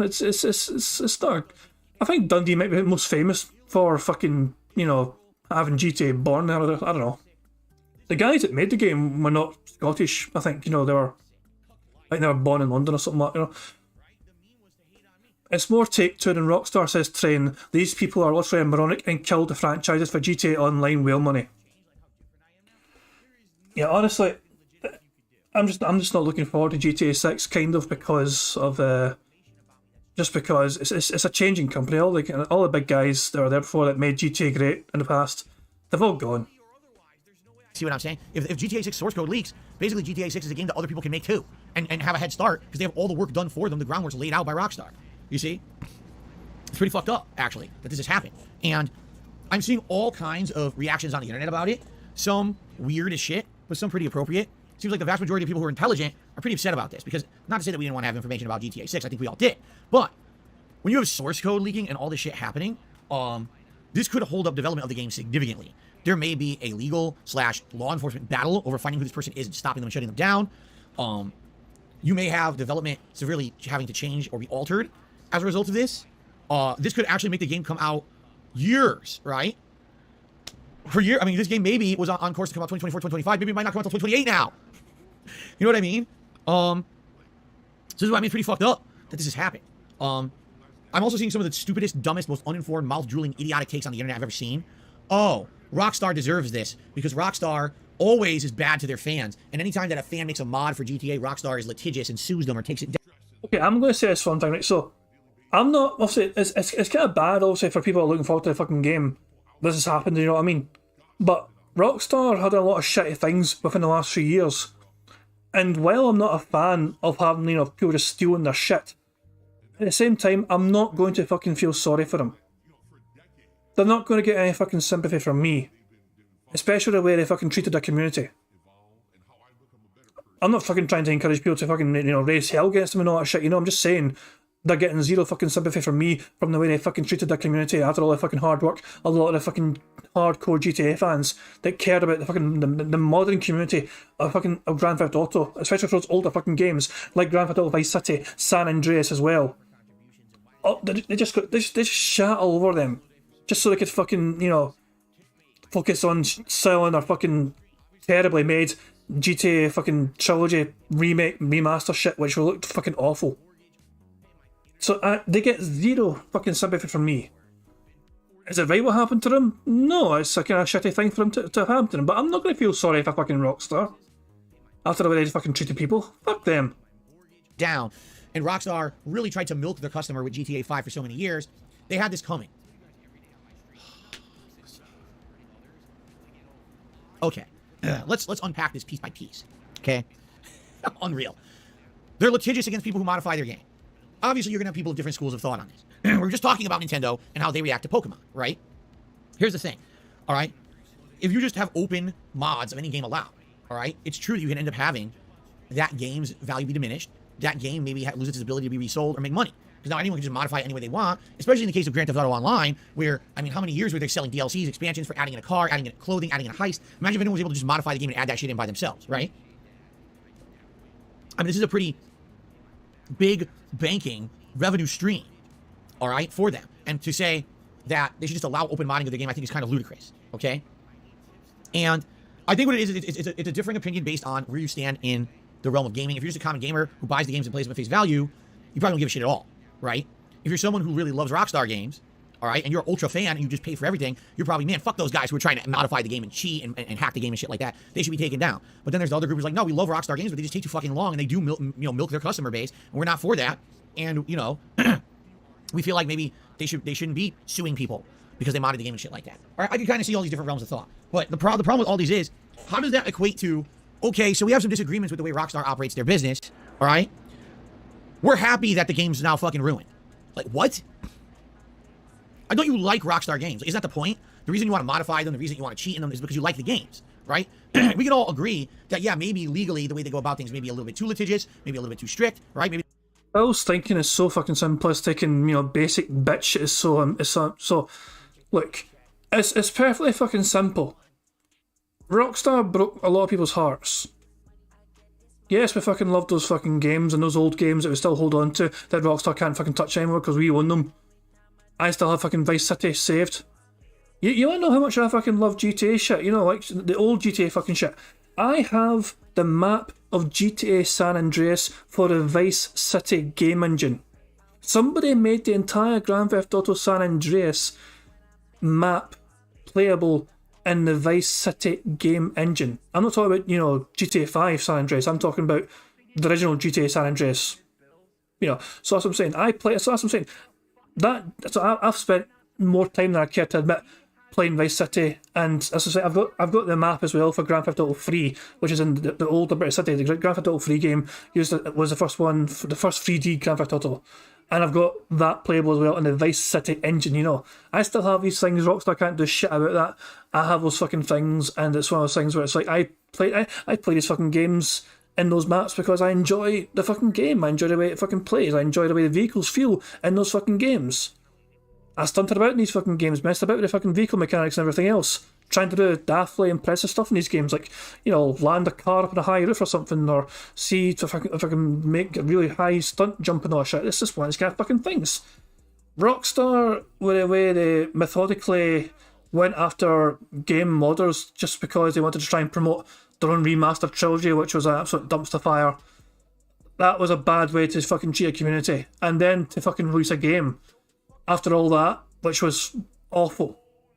That trilogy fucking thing was garbage. Even Phil said it himself. And also, has Phil not questioned why all the head honchos at fucking Rockstar bailed? I think Leslie Benzies was one of the biggest ones, wasn't he? He fucking ran off Leslie Benzies. He was one of the bigger guys. And he's fucked off. Maybe they overreach a little bit here or there. Maybe they're not in line with the mindset of their fan base all the time. But the games they make are good. Like, I don't think anyone's going to say, oh, man, those Red Dead Redemption games, those are just utter shit. Man, Bully, what a piece of fucking donkey doo-doo. And man, GTA, if only they would put time, attention, and polish into those games instead of ripping off the consumer. Like, who's going to say that? You'd be a moron. The games are great. They put out outstanding games. That's why we're here today talking about why this is such a big deal, that there's leaks about their new game. You see? So when I hear, oh, well, they deserve it. Like, what the fuck are you talking about? All right, listen, I am the most polarized guy when it comes to microtransactions and keeping up these expansions for their game. The fact that there was no DLC for GTA 5 to speak of except for GTA Online. They literally canceled planned story DLCs and converted one of them into a GTA Online expansion. It was supposed to be a standalone story-based DLC for GTA 5. And instead, they turned it into GTA Online. They nickel and dimed the fuck out of their customer base for 9 years. And Phil went, I can learn from these guys. But at some point, someone has to take some responsibility. All right? I'm sorry. If you're a person who for 9 fucking years played GTA Online and you spent money every time they had a new DLC and a new thing to buy with a microtransaction, you're part of the problem. GTA 6 would have been out already. GTA 5 story expansions would have come out if you did not allow them to be successful at the bad practice. Okay? I hate to say it, but it's these gullible people who made that happen for 9 years. Before then, did it ever take 9 years for a GTA game to come out? Fuck no. Why did it take 9 years? Because they were rolling in dough. Why would they not do the thing that makes the money? Right? Oh, I have an incredibly profitable business model over here. Or I could sink tons of time and effort into a new game when people are still spending money on my old game. Why would I do that? Okay? I don't agree with the practice at all. I think it was horrible what they did for 9 years. I think GTA Online should have never fucking existed. I mean that too. In 9 years of GTA Online being out, all right? Can you tell me one way that GTA Online advanced gaming, changed the gaming landscape, or did anything productive whatsoever for gamers as a whole? Or was it a time and money sink? GTA Online was popular because people enjoyed playing GTA Online. There's no two ways about it. It's a very simple thing. People enjoyed that fucking thing, and so they were happy to fucking put money into that shit. They seem to get something into it. I'm not a fan of fucking putting money into GTA Online either. I'm not really for that, you know. I don't, you know, for the most part, it's just one of those things, but people clearly enjoyed doing it. Also, the Mr. Hypocrisy here, Prophet pointed out in chat, didn't he just blow $500 on microtransactions himself playing WWE Champions? Yes, he fucking did. Where's TG Gamebox? Where the fuck is he? Fucking, where's his tweet? Let me if I can find his tweet. 2 seconds. TG, where's your fucking ass at? I found it. Here we go. DSP spent either $500 or nothing, but his rostered account didn't go up, still at 414, so he spent $500 fucking dollars. You're part of the problem, Phil. Scopely keep taking money from you because you keep giving them money. You're part of the problem, Philip. Wow, those games really advanced with GTA Online. Our lives have been changed forever, right? It was a fucking time and money sink, and everyone fell for it. I played the fucking thing at launch, it didn't even work. I played it again when it worked. I was like, yeah, it's okay. I didn't even like it as much as Red Dead Redemption Online because it had too many limitations. Okay, Red Dead Redemption Online did not fucking take off. That shit did not really go down well. I can kind of understand why, to be honest. GTA Online is a fucking crazy fucking area where it's like, you know, the vehicles that are fucking available in that fucking game makes the game worth playing. So it's a lot crazier than fucking single player. GTA Online, it's like fucking, you know, it's like single player on steroids. You got fucking flying like motorbikes and all that shit, you know, you got rocket cars that can jump, and it's just a variety of fucking insane things in that fucking game world on GTA Online, which you just don't get in a single player. So that's what fucking made it a bit desirable as well. So you got the GTA 5 map, which people generally enjoyed anyway as a game, and you can just basically fucking turn up the dial to 11 and go crazy with that shit. People enjoyed GTA Online, and so they fucking were happy enough to spend money on it. Whether you think that's dumb or not, the fact of the matter is, people obviously bought into it because they wanted to. Australian Doom says the first Red Dead game, the online had a lot of content in it. Rockstar actually cared about it back then. Red Dead Redemption 2 had potential, but Rockstar just let it die. Typical fucking Rockstar. I remember at launch, you have 2 cars at the ends of the airfield, drive them head on into each other, and your character wouldn't even fly out of the car. It's so restrictive. How is it fun? But people were like determined absolutely determined to find ways to make GTA Online fun. And they you know, finding out with your friends, having these get-togethers, doing heists together when they launched. Admittedly, when the heists launched, they were kind of interesting. I did do the first heist, and I thought it was okay. I didn't love it, but I didn't hate it. I thought it was just okay. But if anything, you cannot deny that GTA Online was a time sink and a money sink. If you didn't invest a lot of time and a lot of money in it, it was worthless, right? But it was one of the most profitable and popular things in gaming for almost a decade, right? At some point, someone has to look in the mirror and be like, gee, I wonder why that was. Because you fell for it. You fell for the marketing. You fell for all the hype and bullshit. While everyone else outside of the bubble of GTA Online ignored it, the people who were in it were so up their own ass about it, they just kept playing and spending.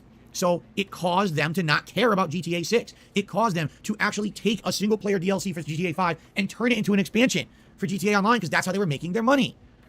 Let's just get to the fucking bottom line here. Bill is salty and bitchy and whiny about GTA Online is because it's held up GTA 6 coming out for so long, and Phil needs those fucking new games for his business. He really does. He needs those brand new fucking games to play so he can fucking get money from all his denthead fucking fans. He hated the fact that GTA Online was so fucking popular and it stopped GTA 6 from being developed for so fucking long. And I'm actually going to say that it's kind of dumb that Rockstar said, you know what, we don't need to fucking make a brand new game right now because we're still making bank on GTA Online. Why the fuck would we try and make a brand new fucking game where we can just keep fucking making people spend money on our current game and online because they're also happy to spend that fucking money?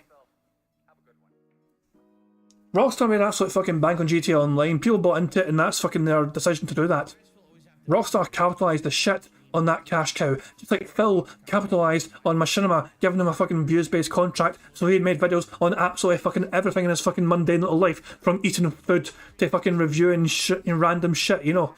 I'm going to fucking review this fucking, this fucking, cereal. He actually ate cereal before for DSP Tries It. Random ass fucking cereal. He thought, hey, I'm getting money for this anyway. I'm going to make videos on absolutely fucking everything. Machinima fucking paying me per view, so I'm going to spam as many fucking videos as possible onto my shitty channel, so I'm going to get some more money out of that shit. So yeah, as Phil did with Machinima back in the day, Rockstar did with their fucking consumer base, who fucking bought into every single fucking thing they did for online.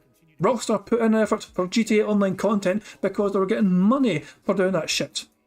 Simple. I just had enough of this crap.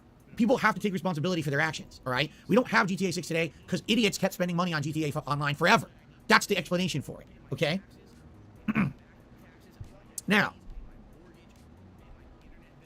does Rockstar deserve what they're getting right now? No. Maybe Rockstar does need to be criticized. Maybe Rockstar does need to be taken to task for only caring about the money, not caring about the artistic value of the crap that they were shoveling out in GTA Online for 9 years, right? I mean, there were other games they were making. They were making Bully 2. They were casting for the game. They had a plot, they had assets developed, and they shit-canned the game to sink time and money into GTA Online.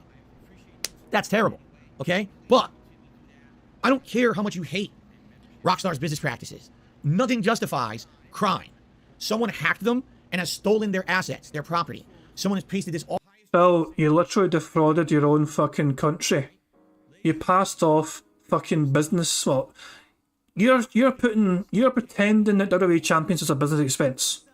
You're masking those expenses as business expenses when you do not fucking have it as something that features on your own content, so therefore it's not part of your business. That is a personal fucking hobby that you fucking passed off as a business expense. Therefore, you're a fucking criminal, Phil Burnell.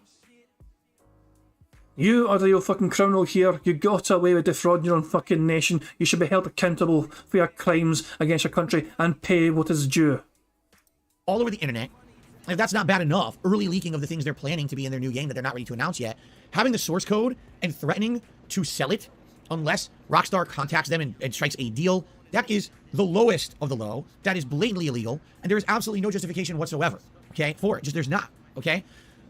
Even if you argue, oh, well, they mistreat their game devs or whatever, do you think those game devs who've been mistreated and have to work these long hours to get this game done and get advancement in it, how do you think they feel that all their early work is now on the internet, exposed for everyone to see? That's not done, right?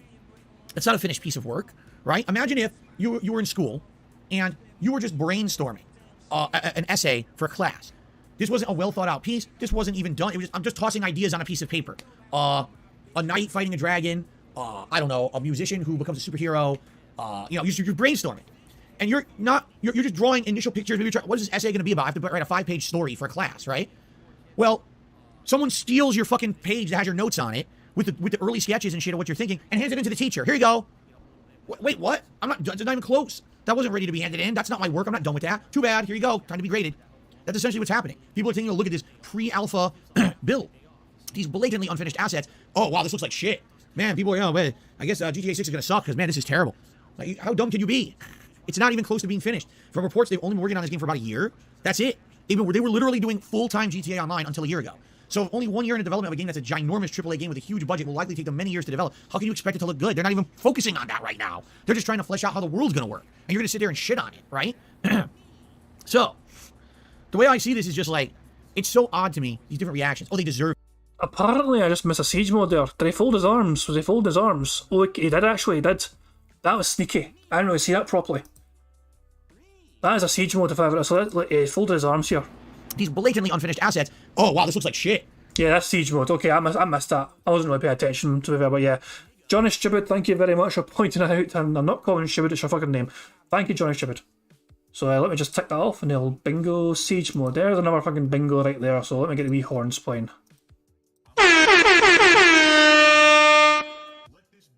Man, people are, I guess GTA 6 is going to suck because, man, this is terrible. Like, how dumb can you be? Full-time to develop. How can you expect it to... So, the way I see this is just like, it's so odd to me, these different reactions. Oh, they deserved it. Good. I'm glad. What are you, a fuck? You're an asshole. Seriously, even if you hate the company, how can you not be at least sympathetic to the people who work there and they're trying their best to put out a great game and all their work was just exposed before it was done. Now they look bad and they're like, oh, this isn't fair. You know, blood, sweat, and tears. Ruined, wasted. And now, because the source code apparently has been stolen, literally all the work they've done may be scrapped. They may have been working on this game for a year, year and a half. Oh, guess what? Well, we have to start over now because the source code was stolen and leaked. So, start over. Back to the drawing board. But what about all this work I did? Fuck it. Starting over. You know? So, I don't know how people could be like that. I just don't get it. You know? I just don't get it. How could you be so uncaring? How could you have not a fucking human emotion in your body of care for someone else? Oh, this is fine. This is great. I'm happy it happened. You're a piece of shit to be talking like that and be acting like that. You're high and mighty idiots, right? Oh, well, they sued my favorite cheat code modder. Oh! You know what? All right, I don't agree with that. I don't agree with them doing that at all. As you know, as I've explained to you guys, I'm not a litigious person, all right? I'm not someone who is going to go after someone on YouTube for taking my content and doing stuff with it. I don't go after restreamers. No, Jasper, I don't want you on my lap again. You were clawing me, and that was not nice when you were clawing me. He's going to jump up anyway. Anyway, you know, I don't do DMCA takedowns. I don't care about that shit. You know what I mean? Like, even though I know for a fact lots of people use my stuff in a very negative manner, in a way that hurts me, I'm not that kind of guy. Is it within my legal rights to do so? Well, if I actually have intention on suing someone, then yes, it is within my legal rights to do so. No, it's not. This is a transformative work, buddy. We're actually playing a game of bingo based on the things you're saying. It's not just a complete raw restream. I'm actually pausing to get my thoughts on some of the things you say, and we're actually playing a fucking separate game of bingo here based on the things that you say and do. So yeah, fucking take me to court if you want, Phil, but this is definitely transformative as fuck, boy. Yeah, good fucking luck with that, pal. No. All right? It is well within Rockstar's legal rights to sue people who use their intellectual property in a way that's not intended, that they didn't pay a license for. If someone is hacking GTA, if someone is modding GTA, they have a right to sue them. You can agree or disagree if they should, but they still have the legal right. For you to then say, oh, well, you know, I'm glad that their whole new game's ruined because they were exercising their perfectly legal right is pretty fucking stupid. You know? Jasper's going crazy. He got enough of this. He's had enough of this. You don't like hackers, do you? Jasper doesn't like hackers. He's had enough of this. He's very upset. Because, you know, whoa. He's very upset because Stray almost got leaked. He was very upset by that. He's very happy that it did get its time in the sun earlier this year. And I understand it. Anyway. So, my take on it is thus. This sucks for everyone. It literally, what you have to understand is that when this kind of situation happens, this helps no one. Sure, we get a few interesting, oh, look at that, that's what they're working on, moments. But outside of that, this is not going to benefit us. This is going to delay the game. This is going to screw over Rockstar. Now they're going to delay the game more. It's going to take them longer to release it. We're all going to have to wait again for a great game even longer.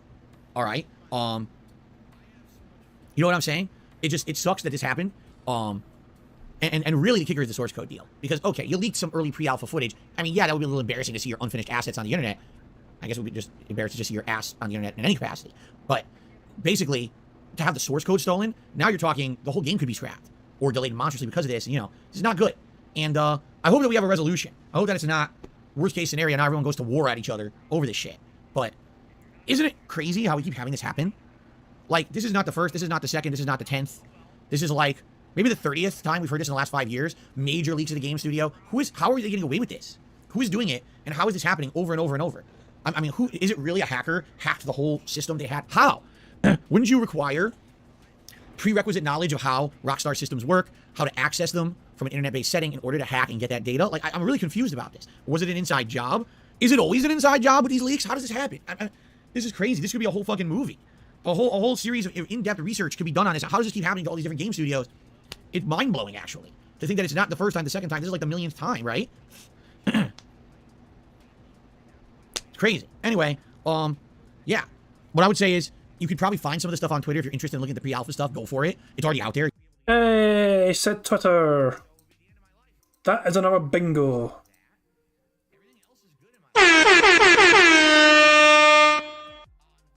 You can't stop that. But you're probably not going to see much at all on YouTube because it is all getting taken down. I wouldn't be surprised if Rockstar takes it off of Twitter eventually too. But I really feel like this is bad for everyone. I really do. I feel like this is absolutely terrible for everyone. This is like one of the worst case scenarios. And it sucks because I think we were all full-fledged heavy into it. In fact, it wasn't just the other day that there was a post that Rockstar did, although it didn't outright say it. The post was like, we just want to take the opportunity to thank absolutely everyone who worked on, promoted, and played and supported GTA 5. It's been an insanely good 9 years. And the post was almost felt like this was goodbye to GTA 5. Like they were saying, that's it, we're done with it, no more. We're working fully on GTA 6 now. So people were pumped. Oh, this is great. Now they're going to work fully on the game and we can look forward to the future. And now, you know. Jeez. Anyway, that's the big news for today. I think we should get to shoutouts now. All right? So. I'm going to slow this down because he reads shoutouts ridiculously fast sometimes. Why is this chat spamming? Well, it's one person spamming a Sonic Cat. Okay, who knows? Here we go. Let's see here. B-Boy Cyclone re-upped his membership for 17 months. And he says, I'm excited. The beta has been amazing so far for me. Good. That's good to hear. I'm happy. I want it to be good. So I hope that it will be good. I hope that it will actually be an exciting game. So thank you. Oh, Jasper's in the closet. What was that noise? He's in the closet. Thank you for your early opinions. I'm pumped to jump in. Hopefully it's really good. Chantal Ornzo says, I emailed you new artwork. Oh, did you? Yeah, you did. Here it is. I didn't see it. You emailed it overnight, and you know what happened? I got a bunch of emails overnight, and I just didn't have a chance to read them all this morning. I got a new piece of artwork. Thank you. I'll have to look at that later. I appreciate that. Thank you for submitting it. Kuri Kuri has done a $2 super chat. Says, would you do one stream of Peppa Pig with a $1,000 buy-in? Huh? What? Michael Hunt's is saying, just a heads up, he did say comment earlier when he was talking about membership benefits.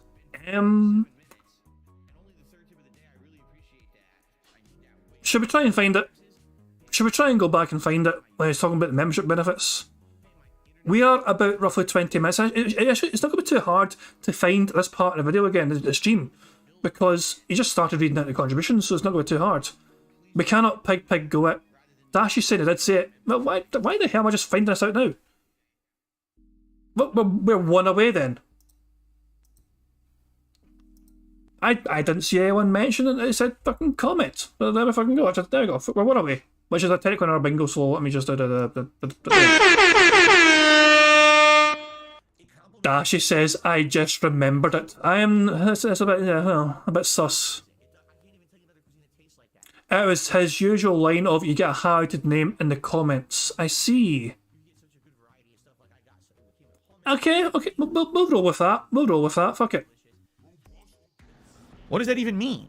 Would I do one stream of Peppa Pig with a $1,000 buy-in? Huh?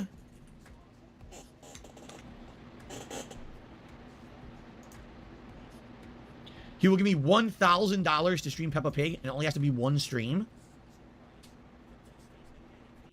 Conroy wants me to rewind an hour and 8 minutes. Okay, but it's actually not too hard to get back to this.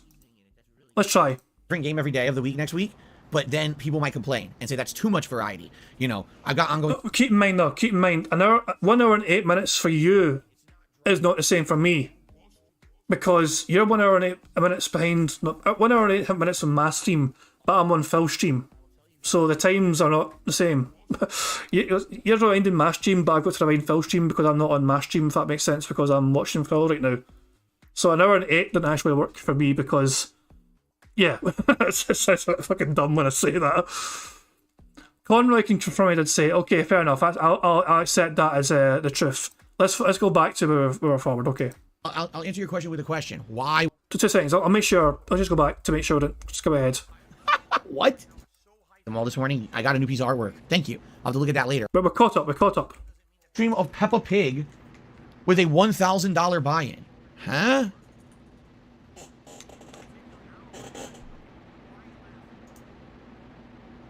He will give me $1,000 to stream Peppa Pig, and it only has to be one stream.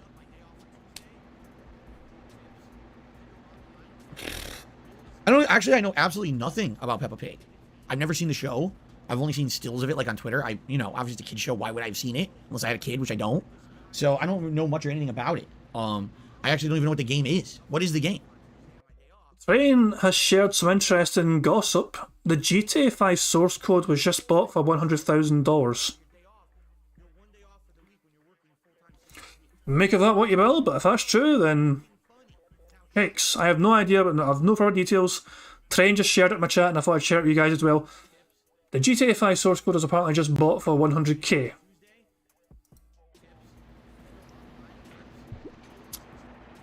It's on Xbox Game Pass. I mean, obviously, there was a reason why I wasn't looking into it. But, yes, if you send me 1,000 smackaroos, I will play Peppa Pig. What was a silly thing. No one's sending me $1,000 to play Peppa Pig. Why would you? Why would you do that? Well, fucking someone, Planet Jeff gave you $1,000 just because you had a fucking cat to show off.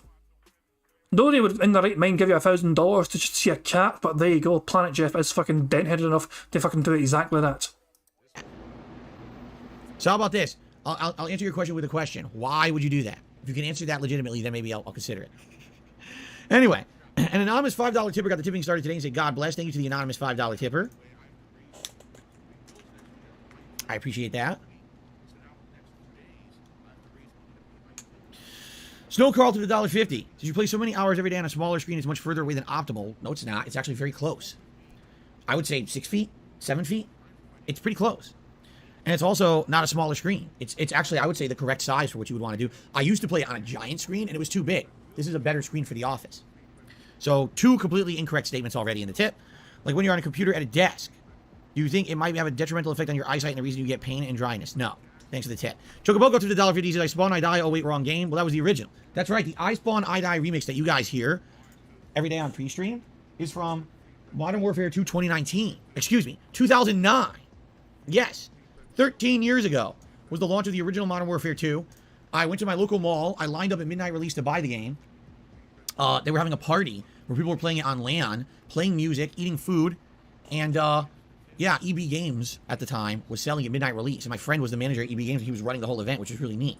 So I got my game, I came home, I unboxed it, did a release day unboxing, uploaded that, started playing the campaign, and within like a day, played through the whole campaign, then started doing the online. Modern Warfare 2 is the one that I got pretty good at, and I really enjoyed so much that I was getting crazy kill streaks and win streaks every time I played it, resulting in the I Spawn, I Die remix song when they launched the expansion that had the dual shotties in the third-person mode on, what was the name of that stage? Rust or whatever, I think it was? 1v1 on Rust with dual shotties or whatever. I don't know if it was Rust. I'm just making it up. But, yeah, that was a crazy different time for sure. It was super fun. It was very fun to be able to go and get the game physically at midnight because no one else could get it. You had to buy your games at midnight. There was no digital release of these games at the time. So you go pick it up, you come home, you pop it in, you feel like you're one of the first people in the world playing it. I'm one of the first people in the world putting out video footage of it. You know what I mean? Like, it was... Fucking say it, you dick. Just say, oh, it's no longer like that, but it is what it is. Just fucking say that. We are so close to another fucking full house. We are long overdue a goddamn full house.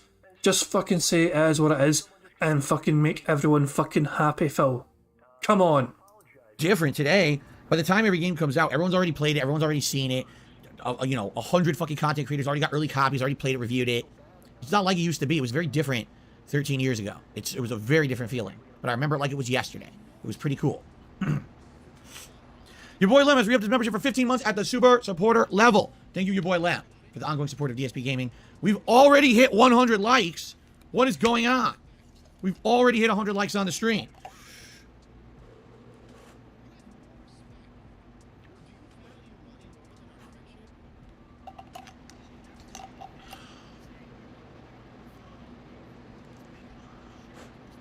This weak ass bitch can barely blow a fucking bubble. There we go. An ultimate celebration bubble blow for hitting 100 likes so early on the stream. Thank you, guys. Very nice. All right. So, that's really all I've got. I would say now is a good time to end the show. All right. And get set up and get started. So, thank you all for watching the Level 1 podcast. I hope you enjoyed it. And hopefully we'll have more developments on this crazy developing story about GTA 6 soon. And hopefully it'll be better news, but I don't know. It seems like this is the beginning of a big ongoing drama bullshit. So, all right, guys, thank you so much. Let's see if Modern Warfare 2 is any good. Thanks a lot.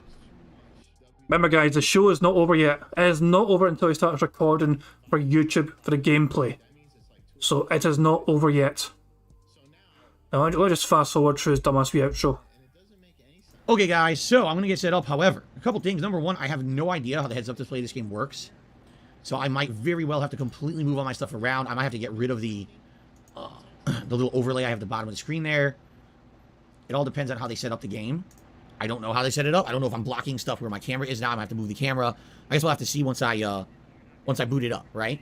Thank you for being here. We have way more people on stream than usual. However, I do have some bad news. I have to use the bathroom.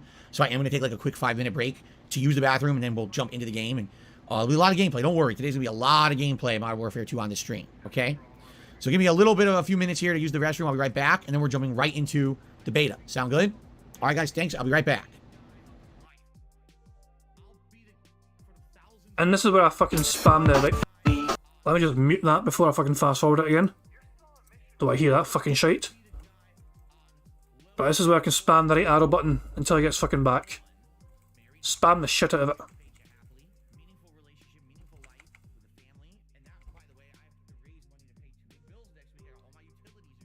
Where is this fucking idiot? Seriously? We're still waiting. I'm still spamming the fucking... I'm still spamming the right arrow button. Is it still not back? Let me unmute it. Jesus Christ. Okay, he's still not fucking back.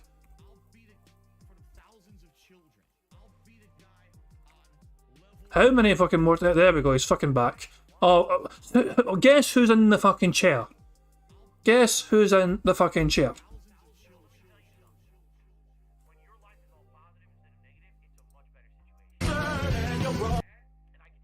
Here we go. We have bad news, everyone.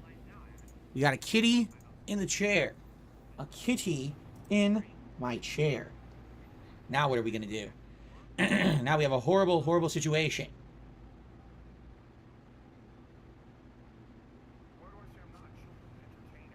Stealing my seat. I waggle your finger at you. You waggle whose finger at him? Stealing my seat. I waggle your finger at you. He's waggling Jasper's finger at Jasper. Jasper doesn't have fingers. You dumb motherfucker. How dare you? Alright, come on, buddy. You gotta get up. No, no, fight me. He's gonna fight me. He doesn't want to move. No, a vicious brute of a cat. He doesn't want to move at all. He says, it's my chair now. It's my chair. I want to play Modern Warfare 2. Come on. I've waited a while for this beta. How dare you? He says, no, don't play it. Don't play it. Alright. This is how you get him to move. Ready? Pretend like my giant fat ass is going to sit on him. I'm not going to sit on him. See that?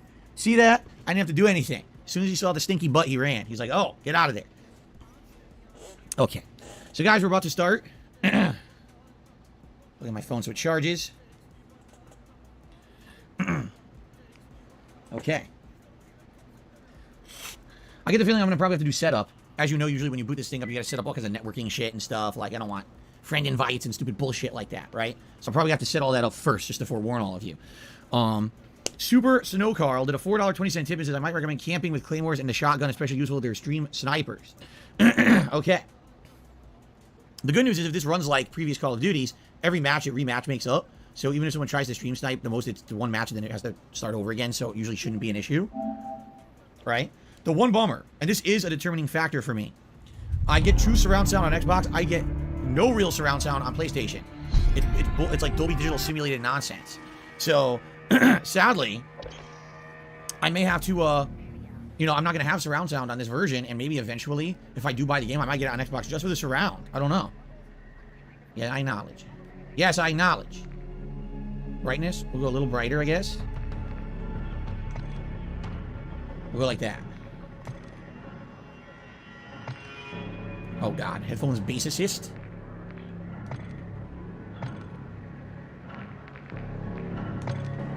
Dude, where's the options for neck phones? There's no options whatsoever for fucking neck phones.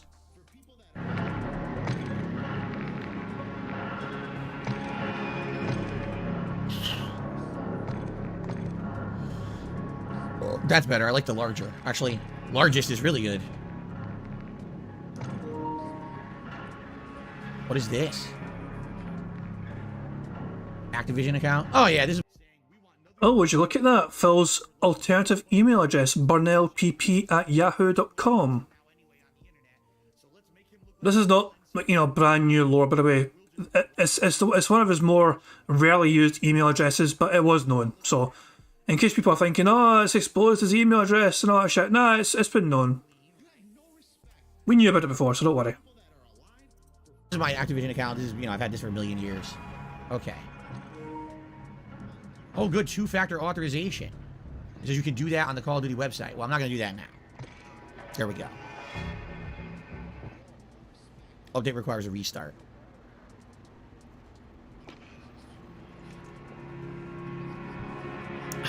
Okay. Someone just said, can I explain what this game is? Yeah, it's Modern Warfare 2 2. It's the second Modern Warfare 2. They actually made the game twice. I don't know what else to say. That's literally what it is. They made the game twice. Madara's God says the maps are trash in my opinion. Great. Don't remember the email? That email, all my emails leaked a long time ago. I have like 3 or 4 of them. Everyone knows of all of them. They're all public. At this point, it's not a big deal. That's why I would never use like a super important private email for registering anything. You know what I'm saying? Like this. Like if I have anything important that I need to keep private, I would never use it to register for any kind of a game or anything like that. So, all right. I can't see because Jasper just jumped in front of the TV. Man on cell phone to the super chat saying 672 is a silly monkey. There you go. What's going on, Guts? Good to have you on the stream. How are you doing today? I'm gonna put man on cell phone on the leaderboard here. Okay. I guess we gotta go into settings first and see what's set up with all the settings and everything. Just to be safe, I'm going to quickly take away the video feed because I don't know what it's gonna show on the settings. I just want to be sure it doesn't show like IP address and shit like that. Not that I'm saying that I think it would, but just to be safe. How do I... home social progression. Let's see here. I'd like to remind people we're still playing the game. We are 1 away. We are just waiting for him to say this, but he's not recording for YouTube yet. We are still in the game. How does this work? The fuck? I'm looking at a bunch of shit right now, and I'm like, how does this work? It's confusing.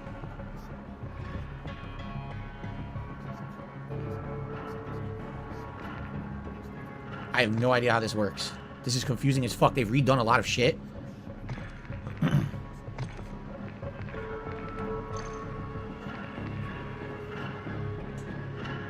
What the hell is... I don't even understand what this is. Privacy. Oh my god.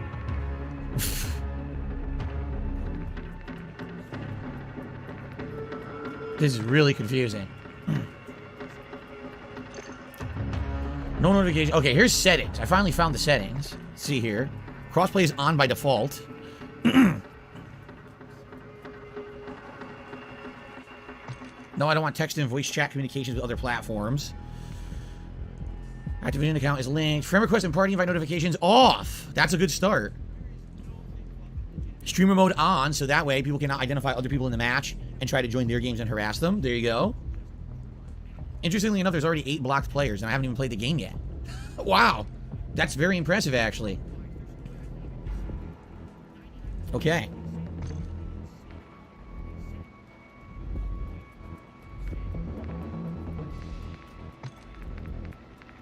Dismemberment and gore effects on.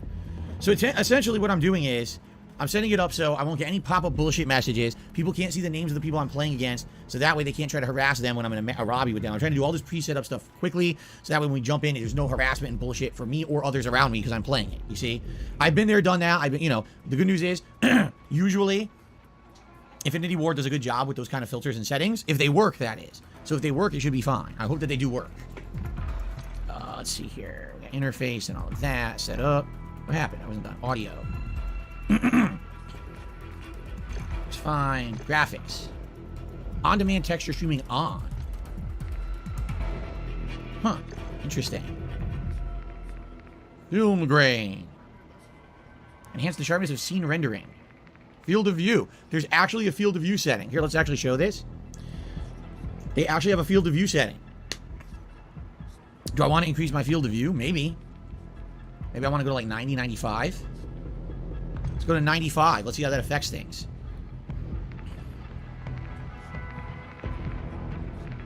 Yeah, what do you think? What does streamer mode do? I don't. What it does is it hides the names of the people you're playing against or with. It makes default fake names. So if someone's watching, like, oh, I want to stream snipe, let me find someone who you're playing with and join their game, and then. Fidel Castro's asking, am I staying for some salty gameplay? No, as soon as he starts recording for YouTube, I'm fucking the fuck off out of here. I don't care about his gameplay garbage, you know, somebody else will cover the saltiness of his fucking gameplay. Yeah, maybe even Sunspot might do another fucking video. He's been killing it lately. Sunspot Gallery has been killing it lately with fucking videos about fucking Phil's antics in some of these games. So if Phil has a lot of salt in this game, I feel it's quite safe to maybe assume that Sunspot may be tempted to make another wee video, some more bacon bits for some, you know, some of that Phil salt in Call of Duty. So who knows? Someone else will certainly cover it, I think. Maybe if they're not restreaming it to make a fucking video about it, we'll have to wait and see. It's just what's even in the fucking chat saying, well, well, maybe. Join that way, even if you have yours set off, they could do that. They don't know the name of anyone. All the names are fake, so they can never do that. Depth of field and film grain off, you think so? No film grain? I don't even see the difference. They look exactly the same. I'll turn it off. Depth of field on. Autofocus blur effect disabled or enabled. I guess we'll try it, see how it looks. If it looks weird, I can turn it off, right? Depth of field. Alright. I guess we're good. Alright, how do I play? Here we go. What's hot? All different modes. Team deathmatch, third-person mosh pit. Let's do team deathmatch, right? I can pick a different operator here. Can't do anything yet. Look, multiplayer loadout is locked. Can't do it yet. You can only play as one person on each side, right? No. You could be... What the hell? What is this? Why did it open that? Why is it opening that? That was really weird. Anyway, here's your different operators. I want to be Goose. Goose. Yes, Derek, I remember about that launch event. I just talked about it on the podcast, actually. I want to be Cleo. Very realistic fighter. Anyway, Spec Great. I'll be Spec Great. And then on this side, who do I want to be? Fender. Hutch. Harangi. Nova. I'll be Kortaki. There you go. Alright. Guess we're starting. Here we go. Shout out to Sergio, who re-upped his membership for 7 months, and he says, what's up, Phil? Have fun. Thank you, Sergio. Alright. Here we go. I have no idea if my stuff's going to be blocking stuff or whatever. I don't know the heads-up display for this game yet. Yeah, Derek, it was a different gaming world 13 years ago. It was totally different. There's nothing even digital. You had to go to the store to get the games, you know, at midnight. Alright, here we go. Alright, everyone. Well, guys, that's killed Bingo. Bingo is dead. He started recording for fucking YouTube now. Sadly, we're so fucking close. It is what it is one of the things he fucking says a lot as well. Fuck it, man. It's so annoying. People actually want to fucking keep gameplay. You know, record, you know, share some of his gameplay as well. Fuck it. We'll do one match. Well, you know, let's just do one match at 1.5 speed. Okay? We'll check out the first match of Phil and see how he fucking acts, okay? So we're not technically the bingo's finished. We've lost the bingo. But let's just check out Phil's first match and see what the salt is like. Welcome to the Call of Duty Modern Warfare 2 2022 beta. I have to emphasize that because the original Modern Warfare 2 was in 2009. In 13 years, a lot has changed. And here we are playing Modern Warfare 2 or the second. I don't know. First match, team deathmatch. There's nothing customizable when you start. You have to just go with the default. So, actually, hold on. Is this not muted? Why is it not muted? It says my mic is muted. But apparently it's not. This is weird. How do I turn it? Look, I have it muted. I have it muted in my headphones. I press the button, and it still works anyway. I don't get it. What the fuck? Anyway. Oh, here's your classes. Assault, Phantom, Stalker. Alright, we'll just do Assault to start. Alright, my first time even seeing the game. Immediately I can tell you I need to get rid of this. So you can see that what's at the bottom of the screen. Okay.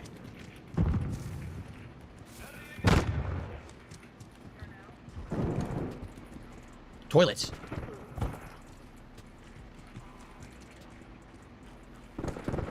Graphics was quite impressive. Shock stick? Are we up here or not? A lot of motion blur I'm noticing. Oh, there's no more sliding. You jump instead. Look at the jump and... Yeah, there's no running slide. That's a big change. Above? How do I go up? This is during the top. How do I get up here? I don't see a second floor. How the fuck do I get up there? I don't know the map. I don't know how to get up there to find the guy. Yeah, fuck now.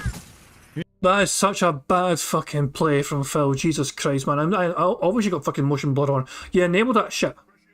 I want to see that kill cam again. He fucking stumbles out. It doesn't fucking check around him, right? It doesn't look around. It just randomly fucking walks into traffic and gets hit by somebody. I don't know the map. I don't know how to get up there to find This is the guy that killed him. Killed by Brooks. the guy. There's Phil stumbling out slowly. We'll do it frame by frame. Phil stumbling out. Hasn't got a fucking clue what's happening. He's looking over there.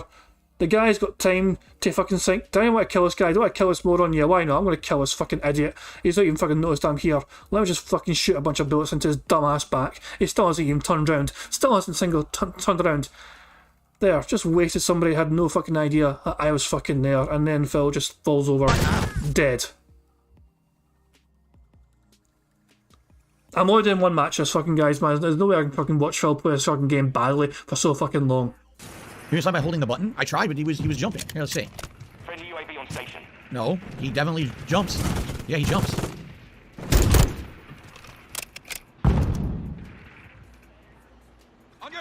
Oh, I saw him. The motion blur is weird. I'm so not used to motion blur. Press once. No, when you press once, you just crouch. Oh, it is? Okay. You run and you tap. Oh, shit, that's a lot. A lot of enemies. Robert's asking, is anyone else restreaming? I'll very quickly try and find out for you guys if you want. If I leave this page, it's going to go a bit weird for you. Like, if I open a different browser and try and search, the video fucking vanishes, see? It's kind of weird. Let me very quickly search on the subscriptions. Have I got anyone? Anne is streaming, it looks like. Fucking Anne is restreaming. So there we fucking go. There's Anne's fucking stream right there. What I'll set up very quickly is a live redirect to Anne's stream. So give me 2 seconds, guys, and I'll set up for you. So when I end the stream, I will redirect you there. So just give me 2 seconds to set up for you very, very quickly. In fact, I might just fucking do it right now, you know. I might just call it quits here. Although, before we go, of course, actually might not let me live redirect to Anne. Oh, it does. Okay, cool. Let me do it. It's okay. Guys, I'm done with DSP. I think I'm done with DSP for enough. So I'm just gonna call it fucking quits there. I think you want to check it out. Go to Anne's stream. Link is in the channel right now for Anne's stream. I'll also live redirect you once I'm done. But before I go away, I'm always going to end things how I always fucking end it. We're not going to change that. We're always ending it how we end things. We're going to play Notorious PIG Contributions made by the excellent Pixar Animations. Thank you very much for joining me tonight for DSP Bingo. Sadly, it wasn't 25 out of 25. We're damn close. We got 24, but it was not to be. But maybe tomorrow we'll get 25. Who fucking knows? But for now, hope you enjoy the rest of your weekend, however you spend it, and I'll catch you guys later. And I'll probably catch you in Anne's stream as well to catch some of that. But yeah, catch you guys later. Thanks a lot again, and yeah, have a good one, guys. Peace out. On September 14th, a pre-authorized payment of $16.51 from PayPal.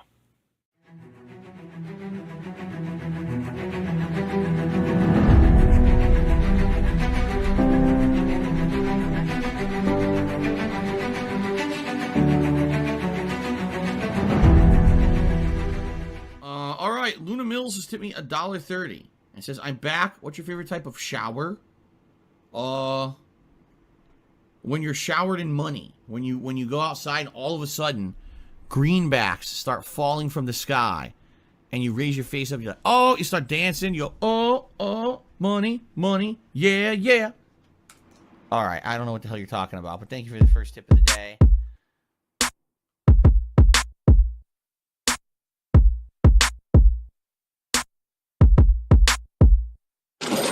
Money, yeah. Money, oh, money, yeah. Money, yeah.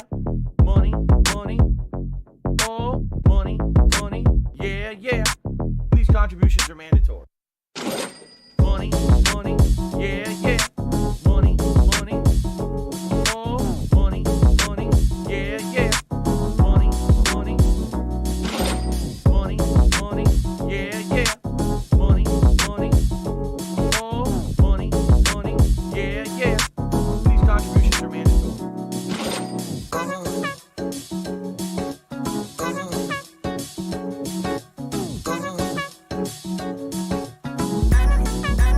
Show me the money.